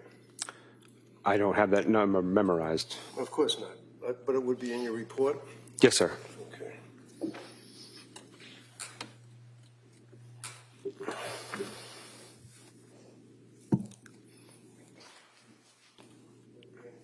Celebrate extraction report? It would depend on the supplemental report that you have, sir, whether or not that character was displayed. I don't know where to look at that. If you can tell me if that's, because this is, we agree, is Lindsay's cell phone. Celebrate extraction report. This item you have here, sir? No, I'm sorry, the exhibit. This is the calendar supplemental report, Right, yes. for Lindsay. So what's the number? You must have a number that would connect to her phone, like an address, like your home address, but in fact it would be a number, right? It's a device identifier. It is not presented in this supplemental report. Okay. Where would the device identifier be presented? It'd be presented in the front page of the initial extraction report. And that's the 780,000 or whatever it is pages, right? You don't have that here. Certainly 180,000 pages. You don't have that here, right? No, sir. Excuse me, Your Honor. Sure. Mr. Barrow, for a minute.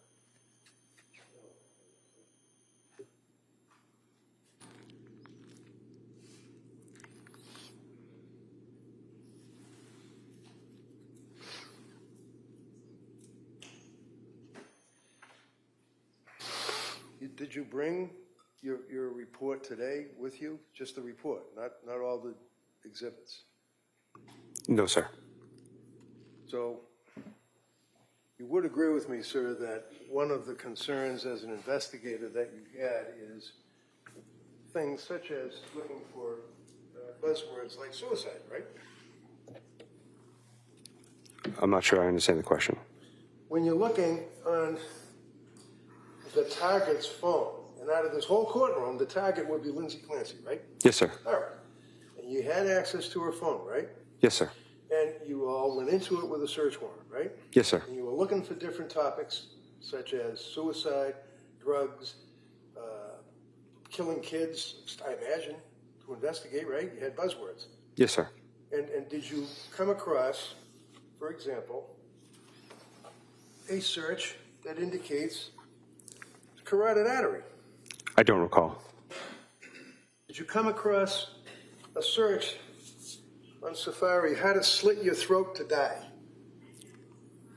I don't recall. Did you come across a search, can you turn airbags off on Kia Sorento? I don't recall. Did you know that she had a Kia Sorento? I did not. If I approach you with this Celebrate report, sir, does that give you the numbers for what I just went through with these searches? The universal device identifier is a match. It is a match, okay. Yes, between this document in my hand and the ones that you're holding. So would you agree, what's the first search on the first box? The value associated with the source file is carotid artery. And the next box? How to slit your throat to die. And the next box? Can you turn airbags off on Kia Sorento? And these all came from Lindsay's phone, right? I can't confirm that. Well, it's a pretty good inference, right? Yes, sir. Okay. Run right off of these? If we could just see them at sidebar.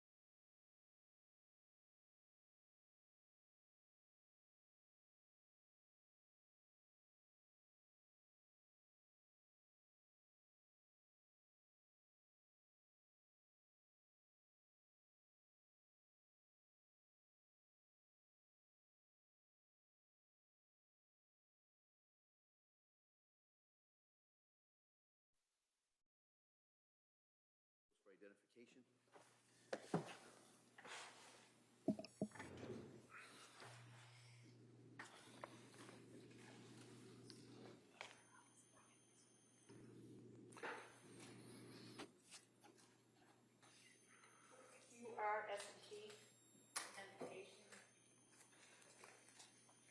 Thank you. And just, if I can, thanks. And if I can, just for continuity, sir, looking at what has been marked as Exhibit R, S, and T for identification, not an exhibit yet, the jury would have, but nevertheless, we can question you about it. You do agree with me that the phone identifier numbers are listed here, and they're pretty much the same on these three exhibits, right? Yes, sir. Okay. And that would be Lindsay Clancy's phone, right? I can't confirm that.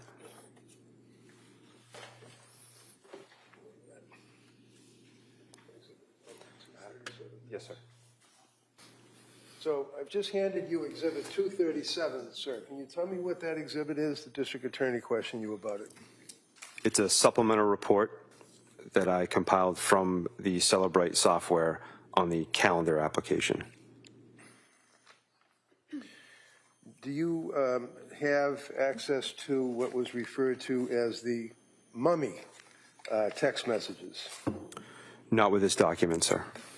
So that document is the calendar that we had already gone through as far as seeing the doctor, 9:45 and 10 o'clock appointments, right?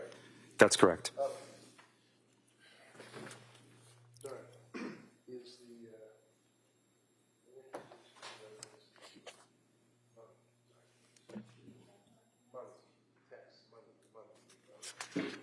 Exhibit 238.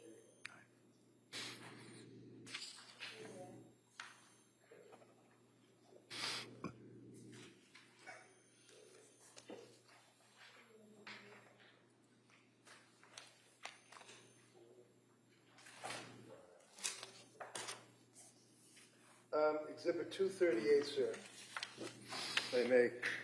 On the exhibit, sir, this would be captioned the mummy text message thread between Lindsay and her mother. Is that fair to say? For January of 2023, sir, yes. Okay, so this search was limited by the police to January of 2023 for the texts between Lindsay and her mother, right? Correct, sir. It's a filtered supplemental report from Celebrate. Filtered supplemental report, okay. So who would be, when the jury's looking at these in the jury room, who would be the blue texter? Would it be Lindsay or her mother?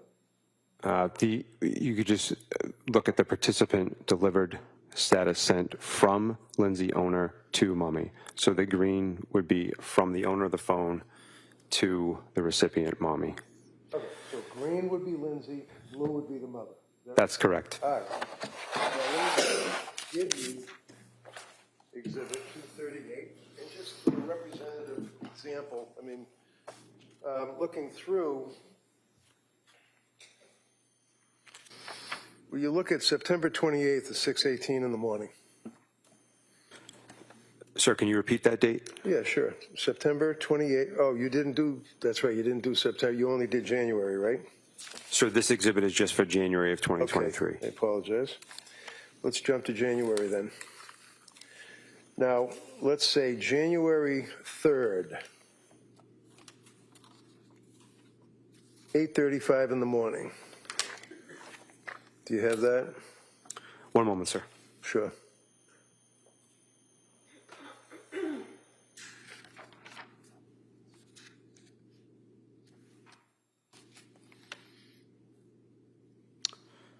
Yes, sir. And what did Lindsay say to her mother on January 3rd at 8:35 in the morning? At 59 seconds, sir. Yeah. I'm all right, period. Anxious about meeting with the whole psychiatry team. How about the next message that she sent at January 3rd at 8:37 in the morning? In 31 seconds. Sure. I'm just worried they won't send me home soon. Now, do you know, as a police officer working on this case, what she meant, send me home? Do you know where she was on January 3rd? It would be an inference only, sir. That's all right. You can infer. I believe she was in a medical facility. McLean Hospital. I recall that hospital being mentioned. And then on January 8th, sir, at 10:44 in the morning, was there a text from her mother to Lindsay, if you know? 10:44. Where the mother asked, did you sleep good? 1 second, sir. It's cut off by the clip here. 10:44 and 30 seconds a.m. Yeah. From mommy to Lindsay. Great. That will be fun. Sleep good last night, question mark. And did she respond? She meaning Lindsay? She did. What'd she say? I actually did. And this was on January 8th, sir? That's correct. January 10th, could you pull that up, please, at 9:48 in the morning?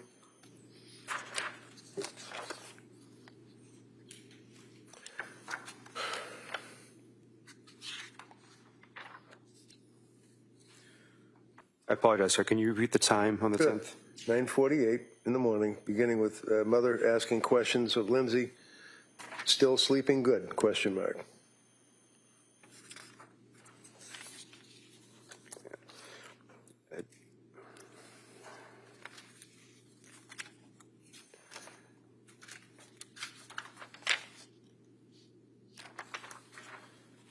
I have a message at 9:48 and 15 seconds from mommy to Lindsay. Okay, what is that?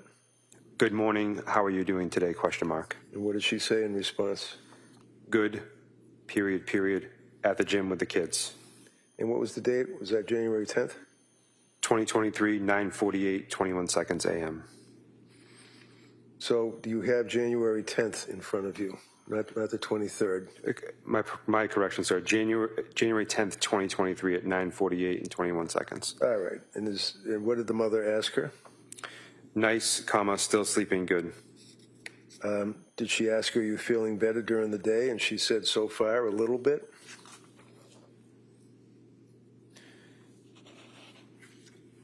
Would you like me to read that, sir? Yeah. At January 10th, 2023, 9:53:01 seconds a.m. Are you feeling any better during the day? From mommy to Lindsay. And go to January 12th, 11:09 in the morning.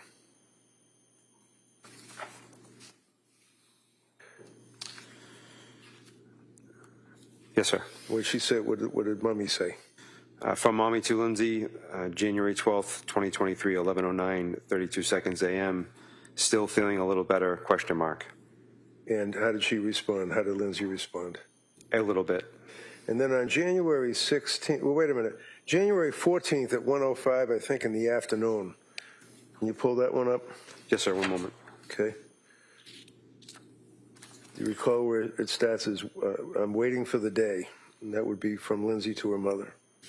Can you repeat the time one more time, sir? 1:05 AM or PM? p.m. And this is on the 14th, sir? Yes, sir. Yep, January 14th. I have a message from Lindsay to mommy, January 14th, 2023, 1:05, 13 seconds PM. Saying? About the same, period, hanging in there and waiting for the day I wake up and feel me. So she says, waiting for the day I wake up feeling like me, right? That's correct, sir. Okay. And then on the 16th of January, if you can pull that one up.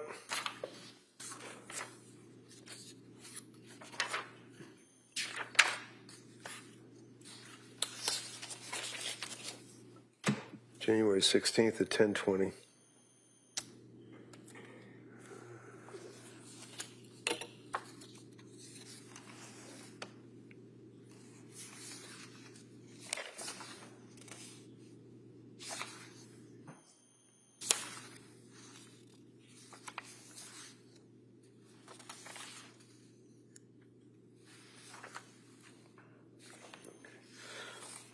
I have a message from Lindsay to mommy, January 16th, 2023, 10:20, 24 seconds AM. And what did it say?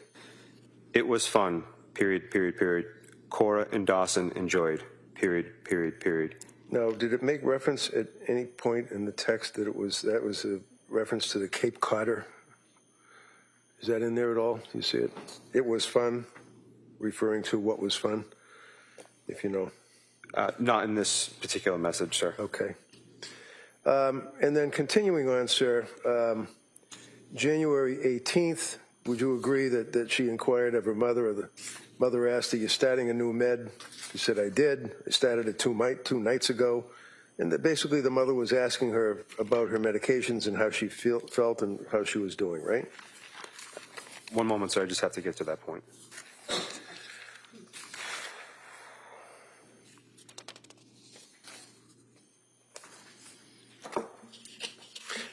You know what, that's okay, because it's an exhibit and the jurors are going to have it and they can take a look at it, so that's okay. We're good on that. Okay, don't answer the question. No, you don't have to answer it. It's all right. Okay, sir. Now, on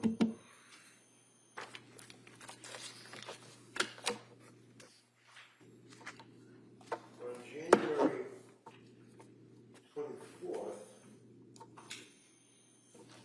District Attorney asked you about the Google searches, Googling 3V restaurant, looking at the distance from the house to 3V restaurant, looking up menus. You recall answering her questions on that? I do, sir. And you're familiar also, prior to that, on the same day, that she had taken the baby to a doctor and that Pat texted her and asked basically, you know, how did it work out? Do you recall that? I recall the doctor's appointment. I don't recall the text. Do you recall that Lindsay sent a picture of her and her children taken that afternoon? I recall the snowman photo. I'm sorry? I recall the snowman photo. Okay. And that was on the 24th of January, right? It was, sir. Do you recall that Pat texted back and said something like, oh, wow, you're a good mom? Do you recall that? I don't recall the text.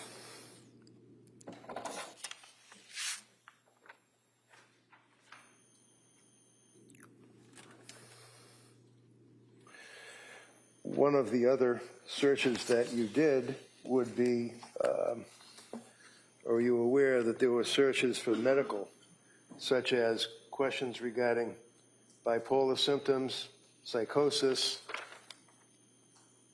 can you be in DKA without high blood sugar, page after page after page, trazodone, what is the effect of trazodone, Wellbutrin, how do you feel on trazodone, Ativan addiction, Prozac, Trazone, going on and on and on.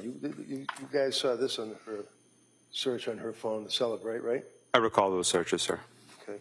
Could I offer this, Your Honor? This would be medical searches on her phone. Any objection? No. All right, that may be admitted. Exhibit 239. Great, thank you. Do you recall, sir, that there was also a search for schizophrenia? I'll say that. Not specifically. Well, if I approach you, sir, and your extraction report, does that refresh your memory that there would be a search on her phone for schizophrenia? See where it says schizophrenia? Right there.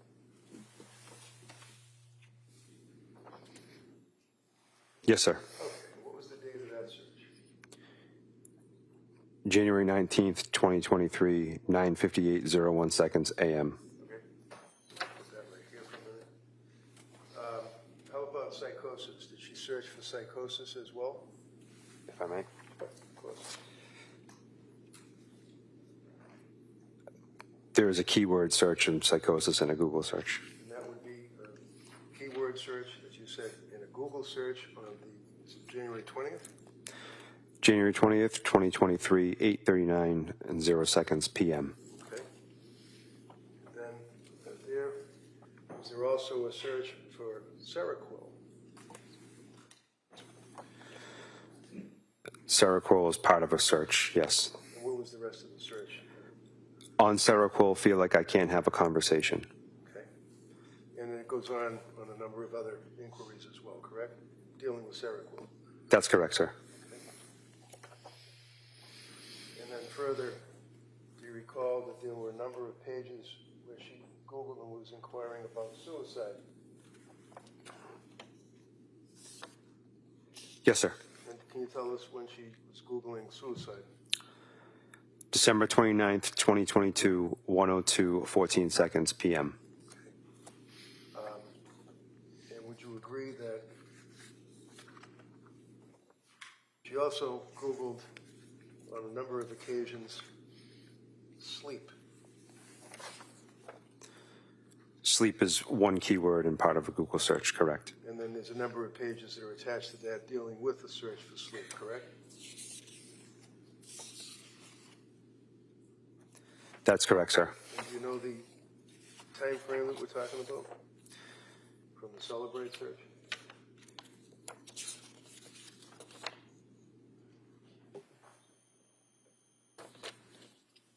Multiple entries, sir.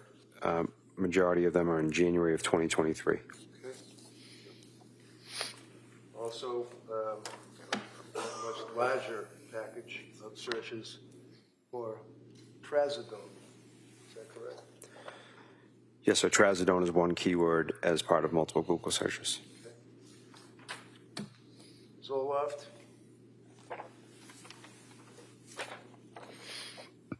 Correct. What's the time frame? If I may just remove this, sir. Yeah, sure. Earliest entry is December 31st, 2022, 4:07:48 seconds p.m. Last entry, all on the same date, December 31st, 2022, 7:06:39 seconds p.m. Okay. She also, on her phone, is a search for benzo withdrawals, right? Yes, sir. Benzo is listed as a keyword as part of another search. Also, after benzo, it says withdrawals, right? Correct. And what's the time frame for that, please? January 20th, 2023, 8:11:57 seconds p.m. Okay, thank you. And also a search for Wellbutrin? Yes, sir. Wellbutrin is a keyword as part of a Google search. Does it say what the time frame is? It does. What is it? January 16th, 2023, 9:14:47 seconds a.m. Okay. And a search for McLean? Correct, sir. McLean is part of a keyword of a Google search. What's the time frame? December 29th, 2022, 8:52:37 seconds a.m. Thank you. Is there also a search for insomnia? Yes, sir. Insomnia is part of a keyword of a Google search. What's the time frame? December 31st, 2022, 7:12:58 seconds p.m. That's December 21st, did you say? 31st. December 31st, 2022, sir. And is there a search for keyword ketamine? K-E-T-A-M-I-N-E. Yes, sir. Ketamine is part of a Google search. It's a keyword within the Google search. What's the time frame? For this entry, January 20th, 2023, 8:39:0 seconds p.m. There's also a search pulled up on Celebrate for Lamictal. Yes, the word Lamictal is part of a Google search. And what's the time frame? January 16th, 2023, 9:23:13 seconds a.m. Okay. Is there also a keyword search for postpartum and Google searches for postpartum depression and various aspects of postpartum?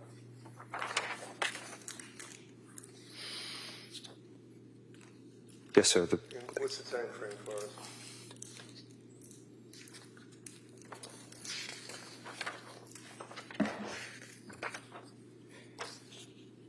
They all occur within January of 2023, with the earliest date being the 11th of January 2023 and proceeding all the way to the 19th of January 2023. And keyword benzo. Right on the Celebrate report for Lindsay's cell phone. It is, sir. Can you tell us what the time frame is? Sir, would you like it for the first entry or all the entries? Give me the ideal, like, for, the bracket, starting on when, ending on when.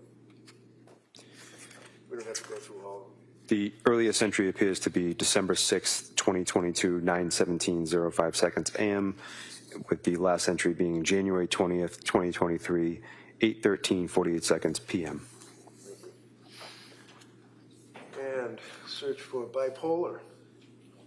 That was on her phone? Keyword bipolar is part of a Google search, correct? Bracketed in, what's the time that it started and when did it end? The earliest entry is from this report is December 29th, 2022, 9 a.m., 37 seconds. And the last entry is January 13th, 2023, 1:38:42 seconds p.m. And clonazepam was a search as well, correct? That's correct, sir. And can you just give me an idea, what's the time frame on that? All of the searches in this report indicate January 18th, 2023, in the morning hours from 11:26 a.m. to 11:27 a.m. Okay. And the next one would be Ativan. You see where it says Ativan? What's the first? Just give me the first month. What's the stat? Search for Ativan. The earliest time frame, sir? December 31st, 2022, 7:06:30 seconds p.m. Okay. Next one would be amitriptyline, correct? I'm not sure on the pronunciation, but it appears to be that way. Okay. And when was the amitriptyline search? When did it start? When did it end? January 16th, 2023, 11:01:28 seconds a.m., with the last entry being January 23rd, 2023, 8:17:58 seconds p.m. And then on January 20th, 2023, was she searching intrusive?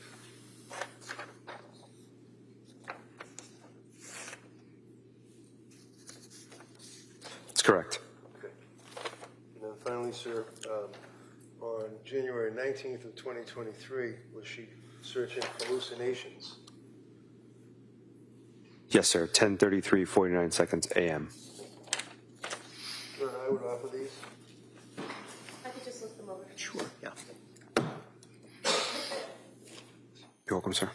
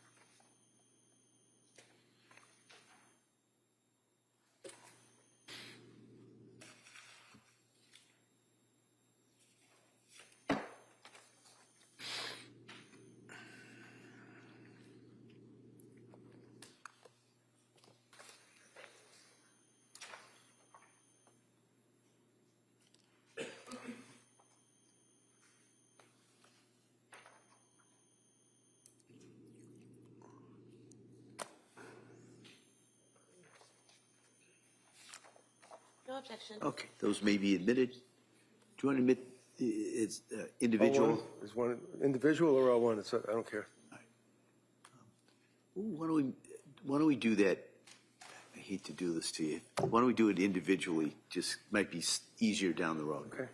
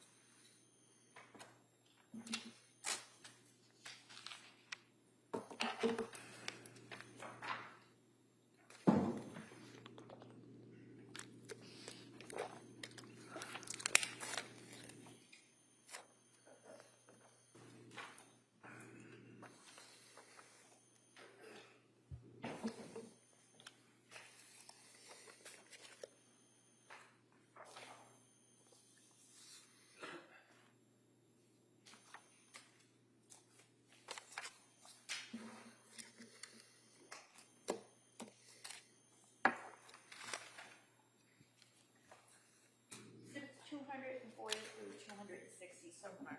Thank you. Thank you.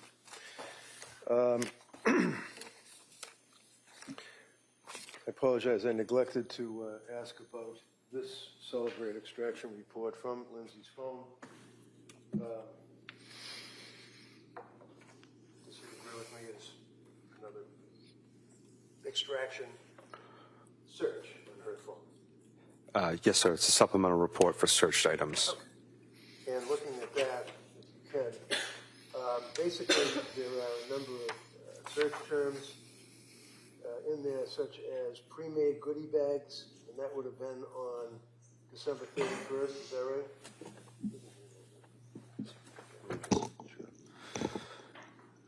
Yes, sir. All right, and what's the next one underneath that that would be on December 31st? Child with bloated belly and lethargy. How about the next one on December 31st?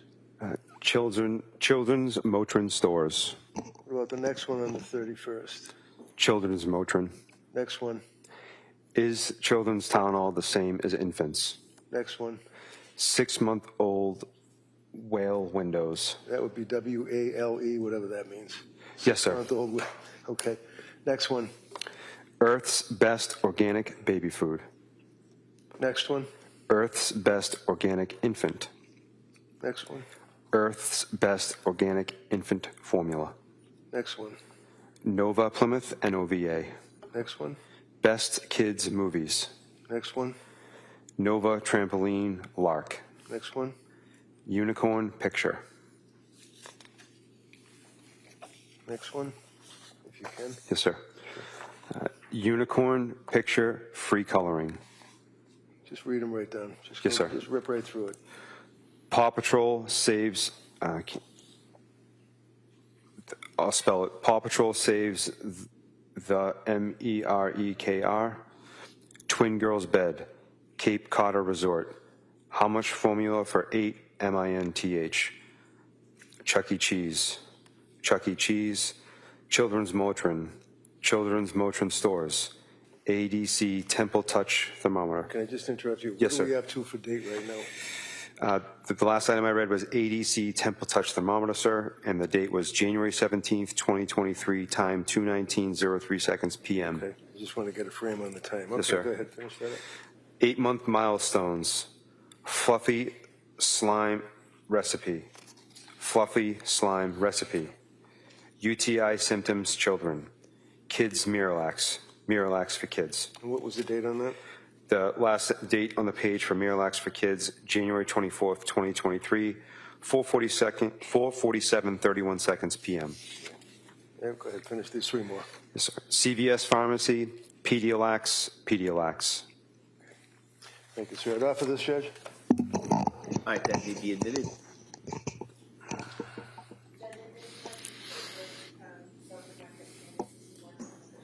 Yeah, 261. That's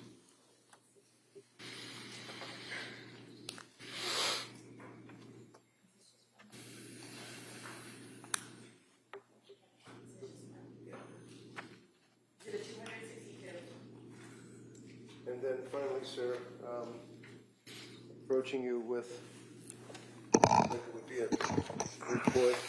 You can recognize that document, right? Yes, sir. Right. And what is that? It doesn't have the header on the top, that's all. It's a supplemental report, sir, and appears to be text messages. Okay. Are you able to know when the photograph of the two kids and the snowman was sent to Pat by Lindsay? Do you know when? Was it on the 24th? If you know.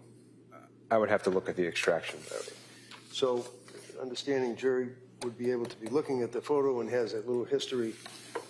If we look at this report, you see where it says Lindsay owner, and then over here it says Cutie. Yes, sir. So is that from Pat to Lindsay? That's correct. And what's the date and the time? January 24th, 2023, 8:19:45 seconds a.m. Okay. And what's the next one that you see? And just say to us, like, it's Pat to Lindsay or Lindsay to Pat, and what is the message? You don't have to go through all the numbers. Yes, sir. Next item, do you want me to read the date, sir? Yeah, sure. Next item, January 24th, 2023, 8:36, 17 seconds a.m. Lindsay DePat loved an image, which is a reflection that someone used the feature within iMessage to like an image. Like an image, like a photograph, right? Correct, sir. Okay. Yep. What else? Want me to keep going? Sure. January 24th, 2023, 8:42, 16 seconds a.m. From Patrick to Lindsay, how's it going? And you know what? If it's the same date, rather than taking the time, just go right down and read the messages. That would Received, sir. The time frame. The date is the same for all the messages. Okay, From Patrick to Lindsay, how's it going? Lindsay to Patrick, good. Lindsay to Patrick, okay, her urine looked good, so nothing going wrong with her kidneys, phew. Patrick to Lindsay, good, with a smiley face. Lindsay to Patrick, no message content. Patrick to Lindsay, oh wow. Patrick to Lindsay, you're a good mama. Lindsay to Patrick, smiley face with hearts. Lindsay to Patrick, blank. Patrick to Lindsay, laughed at an image. Lindsay to Patrick, any chance you want to do takeout from 3V, period, period, period. I didn't cook anything, period, period, period. It's been a long day, smiley face. Patrick to Lindsay, yeah, smiley face. Lindsay to Patrick, okie dokie, smiley face. okay. I'd offer that, Your Honor. Thank you. Yes, sir. Your Honor, these text messages are already in evidence as Exhibit 23. This. I'll allow that. Thank you.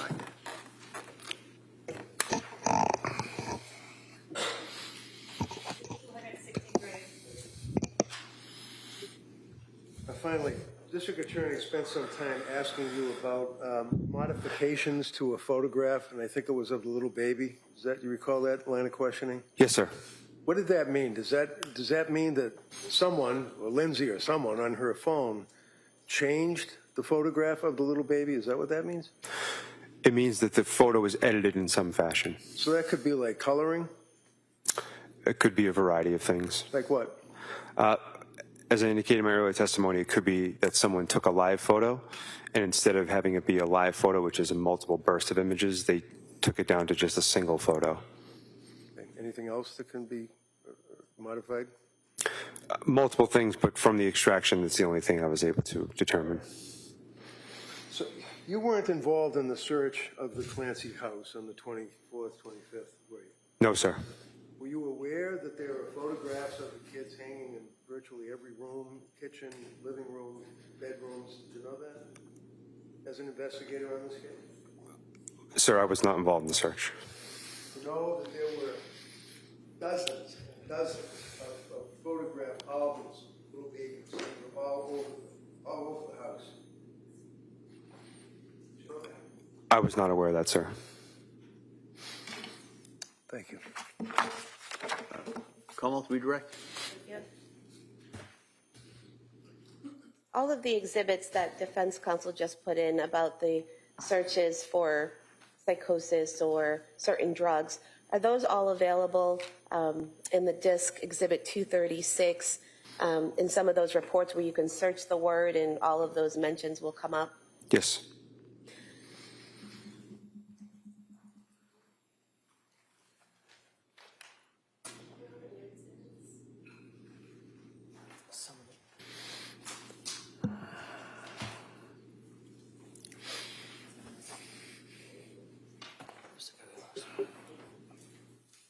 Sir, on Exhibit 258.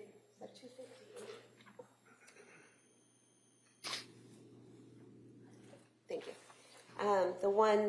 The search is about psychosis. Some of those searches were for psychosis symptoms on January 19, 2023. Is that correct?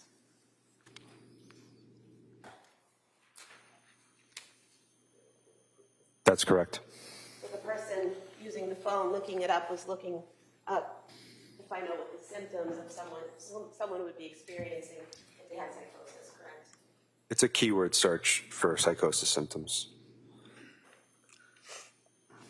You were asked some questions about the chats between Lindsay and her mother in Exhibit 238. correct? Yes, ma'am.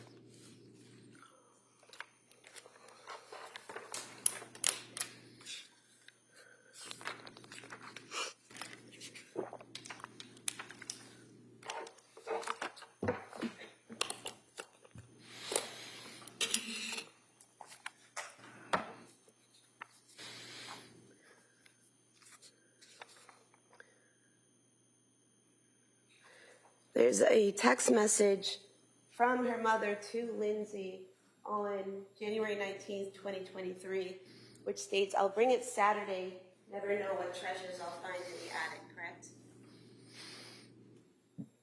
That's correct, ma'am. Seeming to indicate that her mother is going to visit her that Saturday, correct? From the text message content. It's an inference.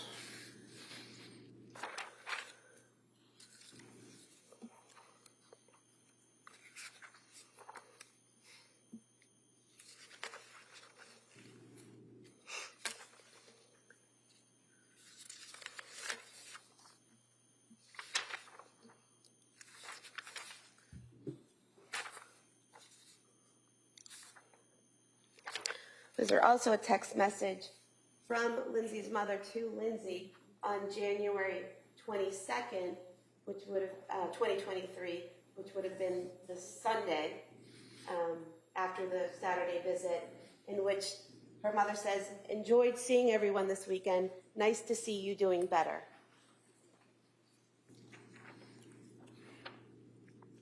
That's correct.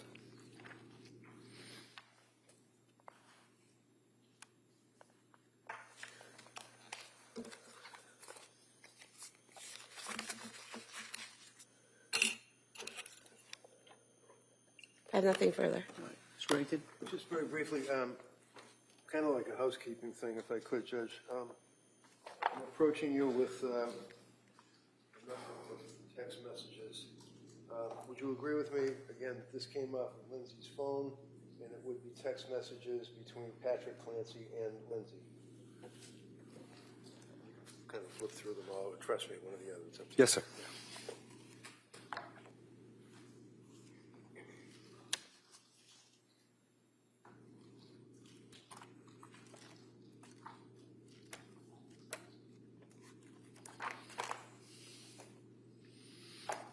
That's correct, sir. Okay.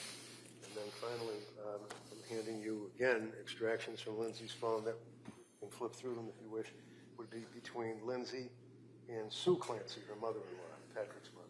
It said Sue Clancy.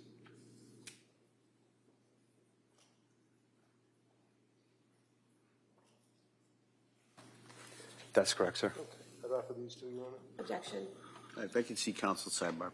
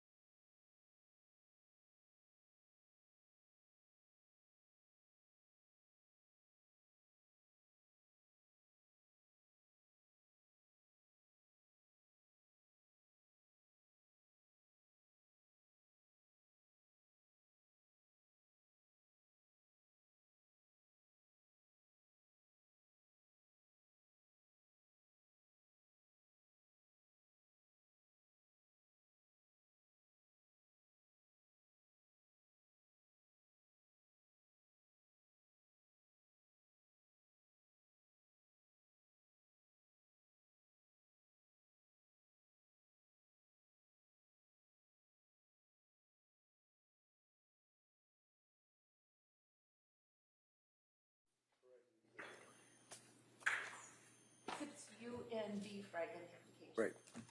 So that's all I have. Thank you, sir. All right. Attorney Sprague, anything further? No, Your Honor. All right, thank you, sir. You may step down. Thank you.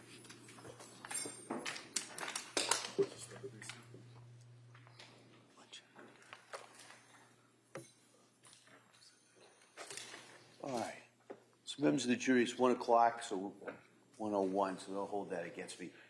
So we're going to take the afternoon recess at this point. I'm going to ask you to be ready, come back 2 o'clock and go to the next witness. My instructions are the same. During the break, don't talk about this case, don't do any research, don't read anything, don't listen to anything, and then see you back here about 2 o'clock. Okay, thank you. Court, all rise.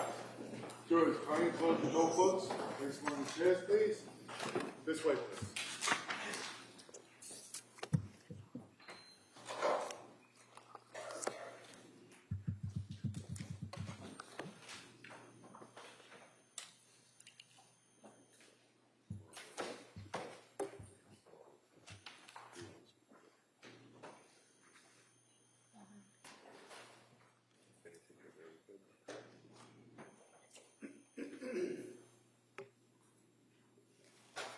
Jurors, you guys, the courtroom.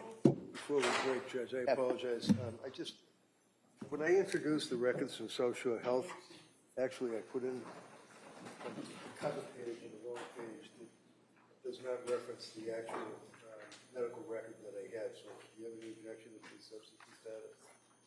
It's the appointment. Right. So, I'm sorry, I just missed the part where you said it's different than what you submitted. Yeah, what I submitted is just like a cover letter and some other things. I thought I submitted the medical record. Oh, no objection. All right, so you want to substitute those? Yeah, sure. Is it from this new batch? All right, thank you. All right, so we'll be in recess till about 2 o'clock. Court, all rise.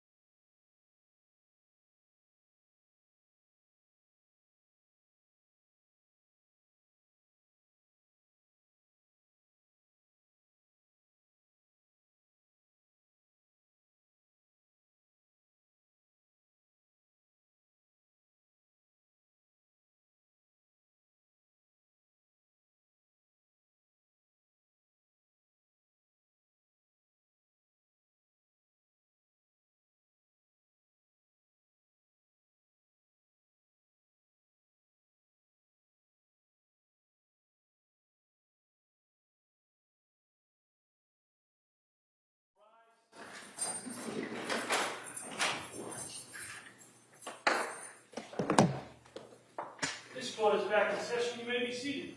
Your Honor, for the purpose of the record, we return back to the matter of Commonwealth versus Lindsay Clancy. All parties are present, excluding the jury. All right. Counsel, we ready for the jury? Yes. All right.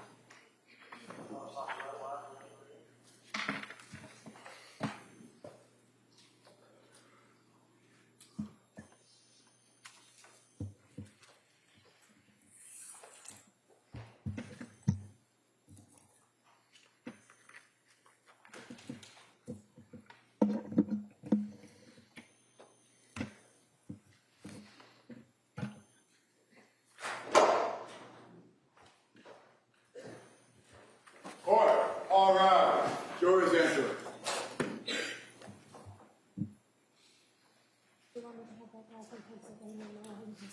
Yeah, would you, that would be helpful.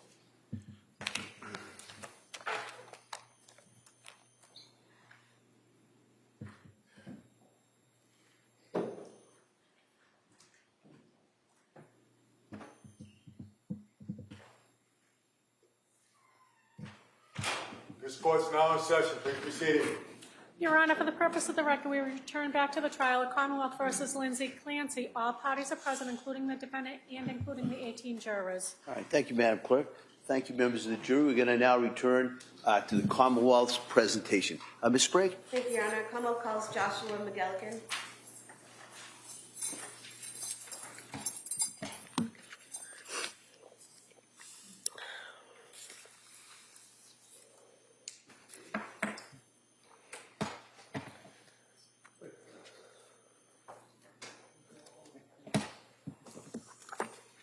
Good afternoon, sir. Can you stop right here? We can write up the clerk.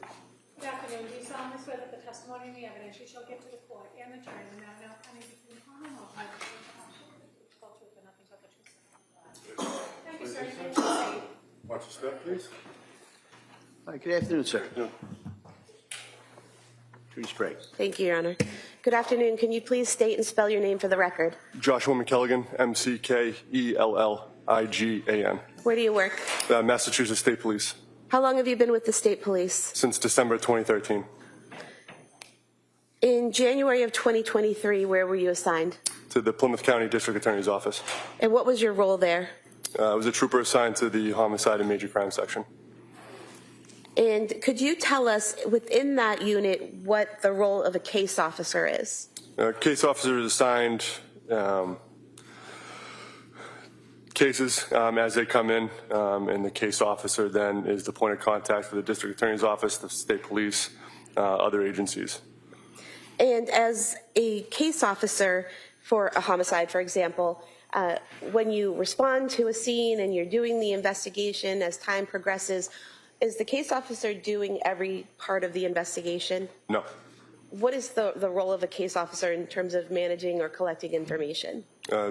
Is to try to gather everything, and then we try to keep track of what's been going on with the investigation.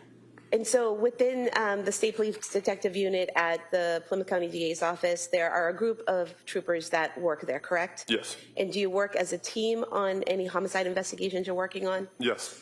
And the case officer, is it their role to collect information and evidence from the other troopers as they gather it? Yes. Do you have a supervisor when you are the case officer? Yes.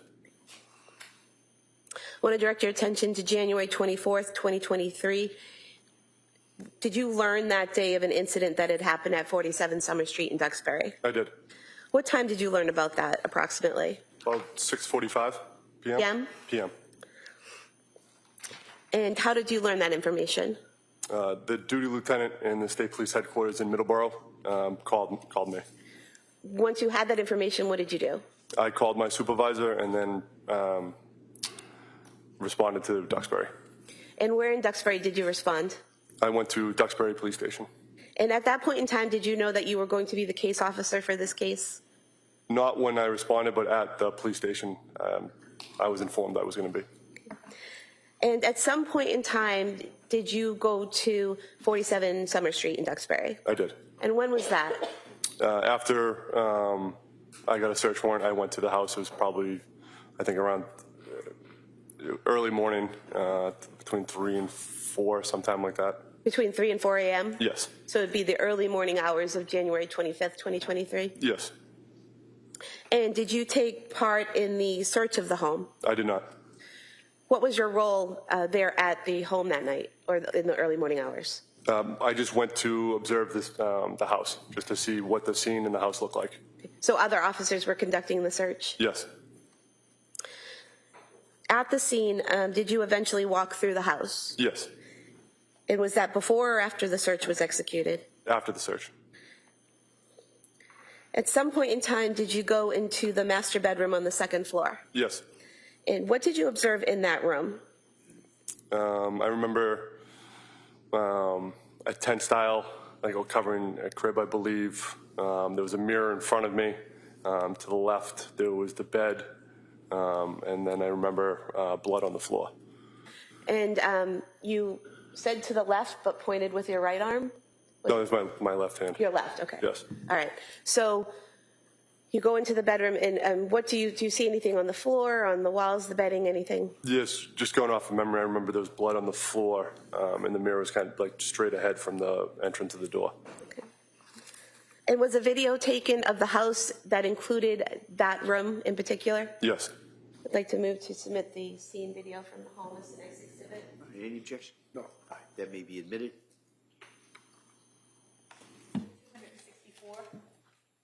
And if we could play the portion of the video for the master bedroom. Sure.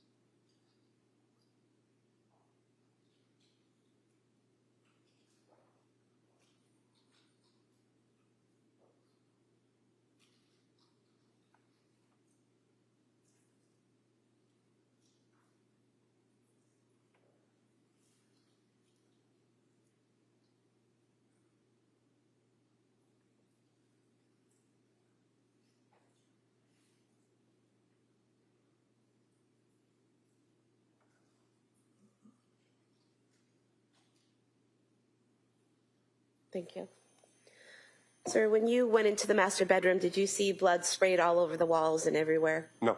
And fair to say that the video shows all of the walls in the bedroom and doesn't show any spatter or anything on the walls? Yes. Did you also go outside into the backyard and look at the exterior of the home? Yes. We could have the photos, please.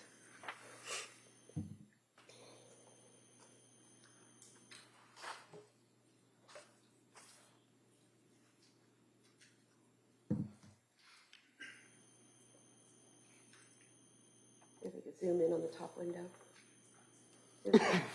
Does this photo show the condition of the upstairs window, the second floor window that leads to the master bedroom? Yes. And the screen there in the video, is that how it was when you saw it that night? Yes. Pushed up? Yes. And if we could see the next photo.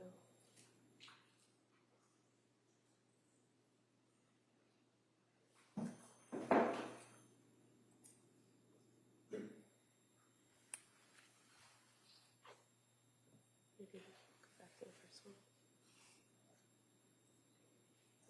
Actually, we can go back, yes, to the first one and zoom in the middle there between the two windows. And these areas of red-brown stains on the exterior of the house, did you observe those that night on, in the early morning hours of January 25th, 2023? Yes. And then the third photo, please. We could zoom in on in there. Would this be, this third photo, would this be the first floor window below the master bedroom window? Yes.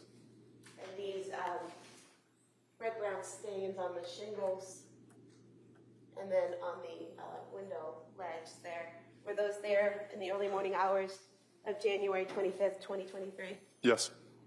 Could we have these three photos marked as the next exhibit on the disc? Any objection? No. All right, they may be admitted.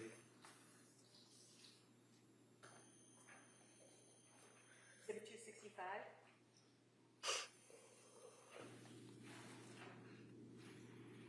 Now, as the investigation proceeded, did you learn, or did other officers learn from Patrick Clancy that the defendant was on some psychiatric medication? Yes. And was that information relayed to you in terms of preparing the search warrant? Yes.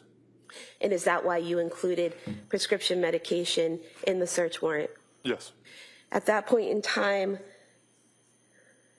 did you or any of the other officers know that the defendant had crushed up pills and taken them that night? No. At some point in time, did Patrick Clancy bring pill bottles to the state police and turn them over? Yes, he did. And where did he say those were from? In the center console of his truck, not the top section, the section underneath it. Did he tell you at some point that pills had been found in the nightstand drawer? Yes, he did. And that was in the master bedroom? Yes. And did he tell you who he found those with? Yes, he did. And who was that? His attorney? And did he tell you why he gave those pills? Objection, I believe it was me, and I'm not his attorney. But that's what, why don't you re-ask that, what it was that Patrick Clancy said? What was it that Patrick Clancy said? Did he give you a name or just say my attorney? He said Kevin Reddington. And did he tell you why he gave the pills to Attorney Reddington instead of giving them to you like he gave the other pills? No, he did not.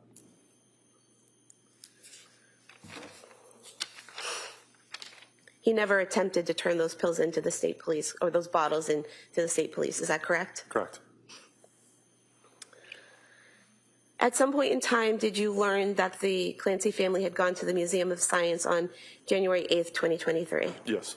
And was a video obtained? Yes. Did you watch that video? Yes. Did you observe the family, including the defendant, interacting with each other, and the defendant specifically interacting with the children and exhibits at the museum? Yes. Your Honor, at this point in time, Exhibit 14, I'd ask to play just a small portion of that. That has not been played previously. All right.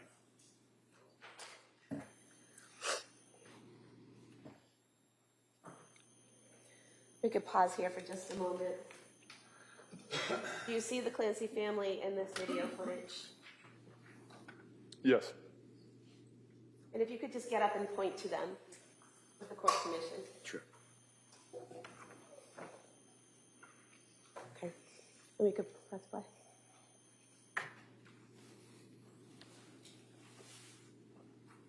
And at this point in time in the video, are we seeing Patrick Clancy take Dawson Clancy out of that room, leaving Lindsay Clancy with Callan and Cora? Yes.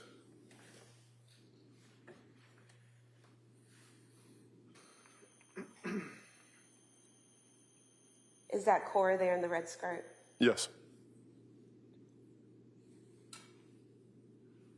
Now, at this point in the video, at approximately 11:58 and 30 seconds, what is happening in the video footage now?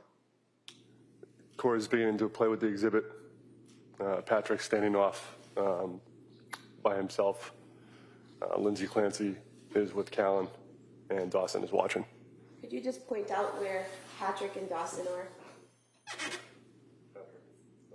For the record, you've pointed to Patrick towards the top of the screen and Dawson near the entrance to the exhibit. Yes. Yes. And throughout this video, in this portion of the video, can the defendant be seen instructing the children, pointing to them, showing them how to work the exhibit and operating some type of control panel? Yes.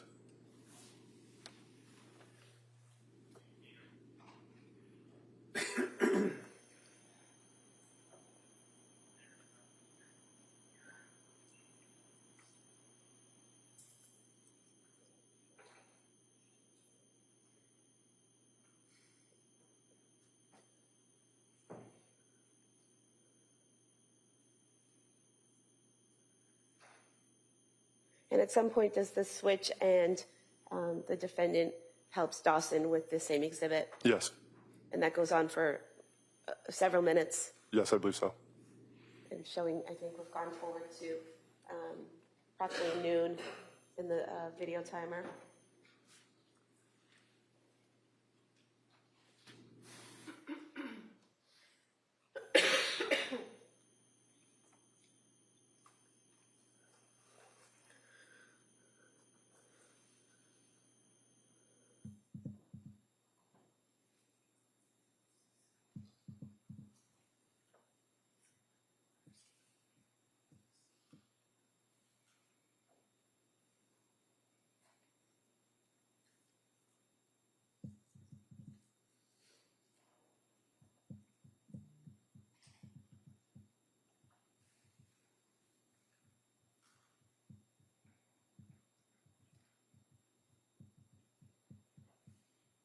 Thank you.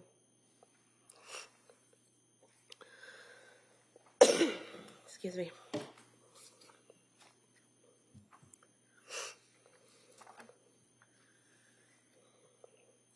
Sir, during the grand jury process, did you attend a meeting with the medical examiner in this case? Yes. And did you participate in interviewing her, specifically Dr. Barbara Vidal Olson? Yes.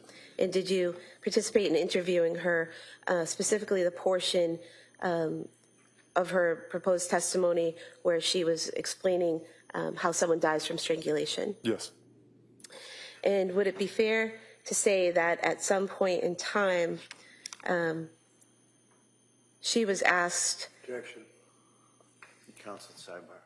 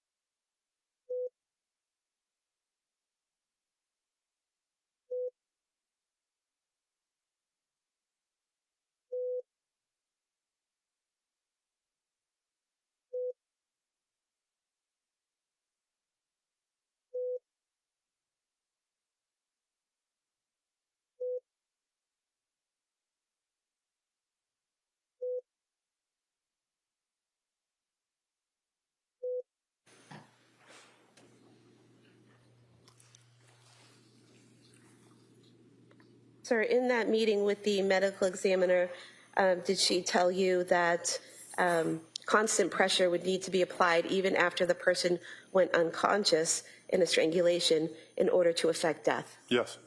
Did she tell you that it takes several minutes of continuous pressure to cause death? Can we not have leading questions? If this is going to be admitted, can we not have leading questions? It's her witness. You want to ask him what she said. And then Do you recall?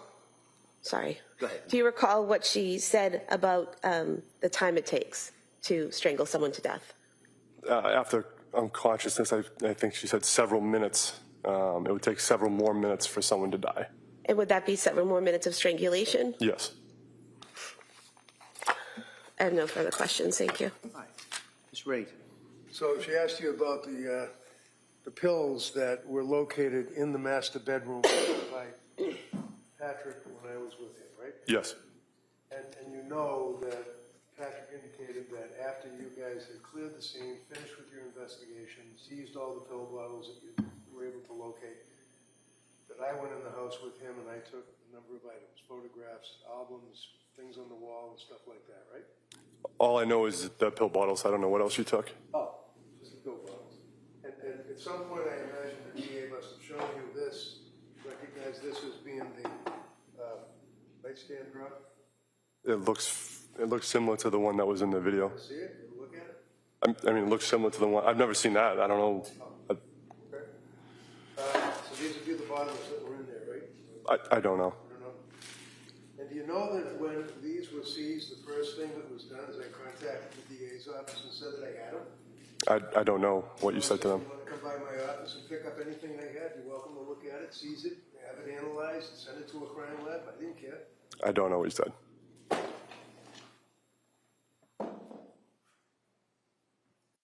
So, yeah. Thank you. All right. Any redirect? No, Your Honor. All right. Thank you, sir. Thank you. Thank you. All right. Hey, Counsel, could I see it?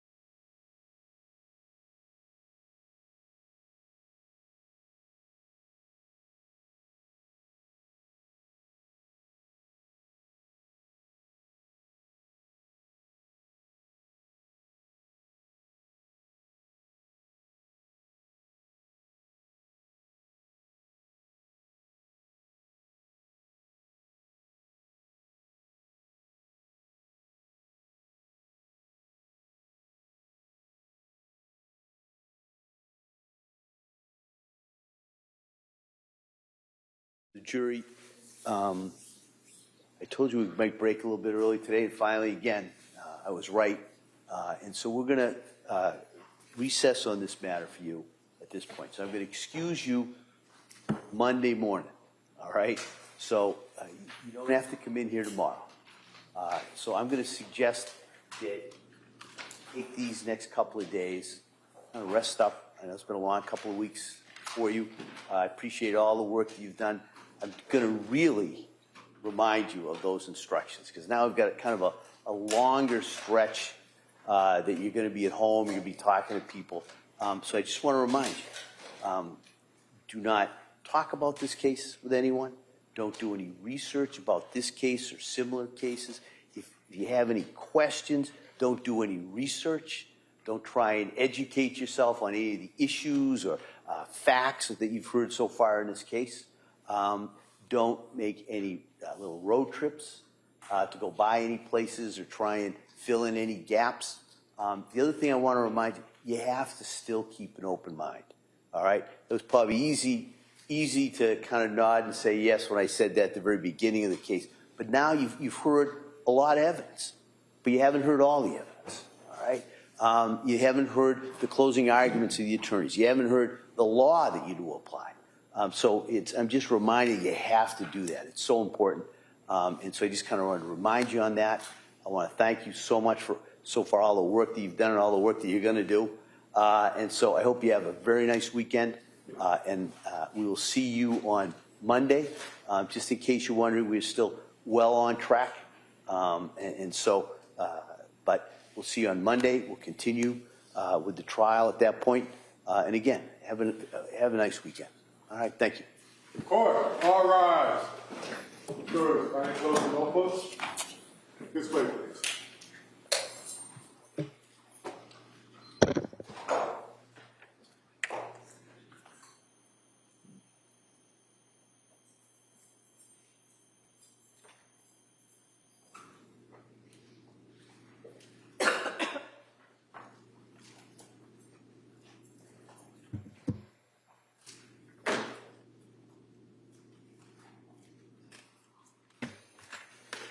Jurors, can I say the courtroom?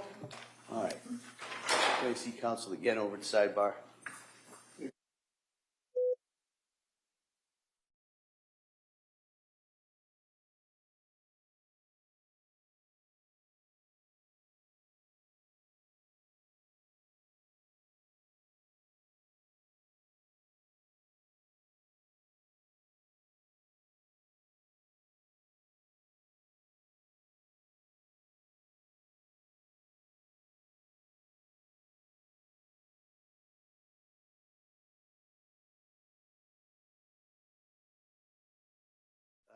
We're going to address the Commonwealth's motion regarding trial court security logs. Thank you. Counsel? Your Honor, the Commonwealth is asking the court to allow the Commonwealth and the defense to have copies of a log that we were advised that, or we've seen, that the trial court security has for people who go back into the lockup area to visit with or tend to or what have you with the defendant during the course of this trial.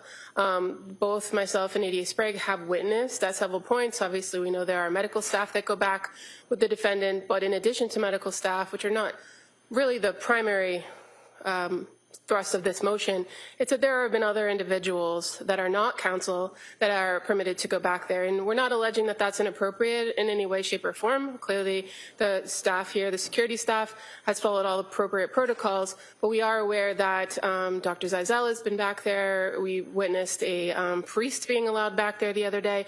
And we are advised that these visitors are kept as a log when they come, when they exit, what days, what times. And the Commonwealth is alleging that that's information that might be necessary for us to effectively cross-examine some of the defense witnesses that are going to be presented. Certainly with Dr. Zeisel, it could pose as a potential bias that he's there, that he's back there. He's being presented as an expert witness on the concept of criminal responsibility, and there are certain ethical rules that forensic psychiatrists and psychologists follow that he might be subject to cross-examination about, and this and the nature of his relationship with the defendant could be an area fraught for cross-examination. Because the court records are not, these court records, I would suggest, are not in the care, custody, and control of the Commonwealth. Procedurally, we have filed the motion as a Rule 17 motion asking for access to the records just for this defendant during the course of the trial. I mean, you're not looking for the name of the priest who went back there, are you? Father Bob. What, I mean, I understand. I'm just trying to figure out what the scope of this is. I understand the request for Dr. Zeisel's amount of visits, because he's slated to possibly be a witness. So I understand that, how that might be relevant. Right. The priest, well, I'm struggling with. At this point, Your Honor, we haven't been furnished with exactly who defense is going to be calling as witnesses in their case. We have an idea from a witness list that was filed that keeps evolving as the trial progresses. So we don't know, for instance, if that person for some reason has a relationship to the defendant and he wishes to call her for some, or call him for some reason. So with the exception of, again, the nurses, we don't necessarily need their information. We know the purpose for why they're there and that they don't have a role in this case. But anyone else who has been permitted back there that is outside the medical staff, I would suggest the Commonwealth is entitled to at least know, and whether we are able to use that information if it becomes more apparent when the defense was underway with their case, that would come to, that we'd have to wait and see if that's the case. But certainly the fact that counsel has announced Dr. Zeisel as a testifying witness, that's information we believe we're entitled to. All right, Ms. Reddington?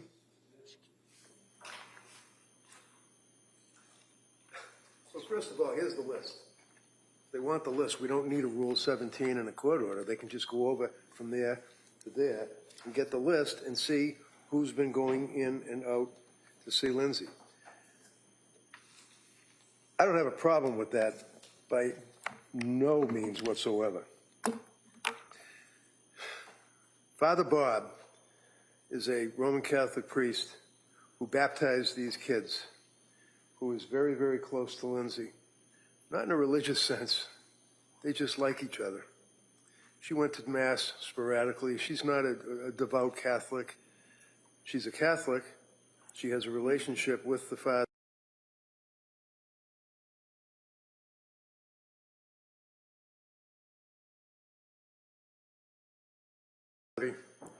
I haven't even talked to the guy since last week. First time I ever met him. Shook his hand. Nice man.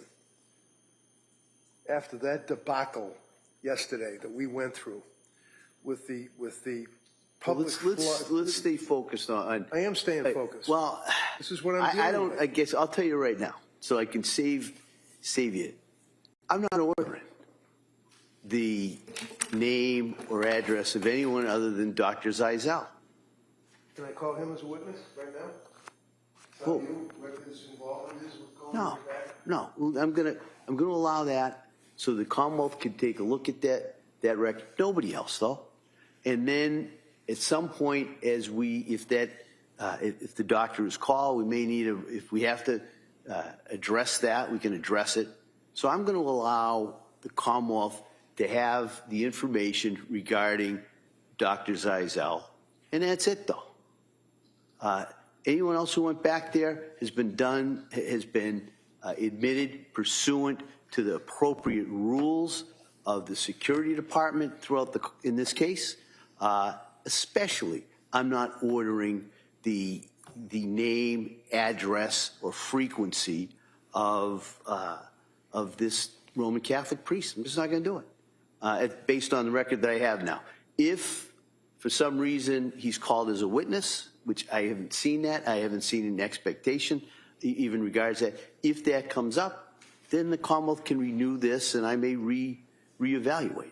But right now, the Commonwealth's motion regarding security logs is allowed as to Dr. Paul Zeisel only. All right. Anything else we need to address before Monday? Commonwealth? No, Your Honor. All right, Mr. Reddington? No, thank you. All right. So we'll see everybody on Monday. Thank you. Court, all rise.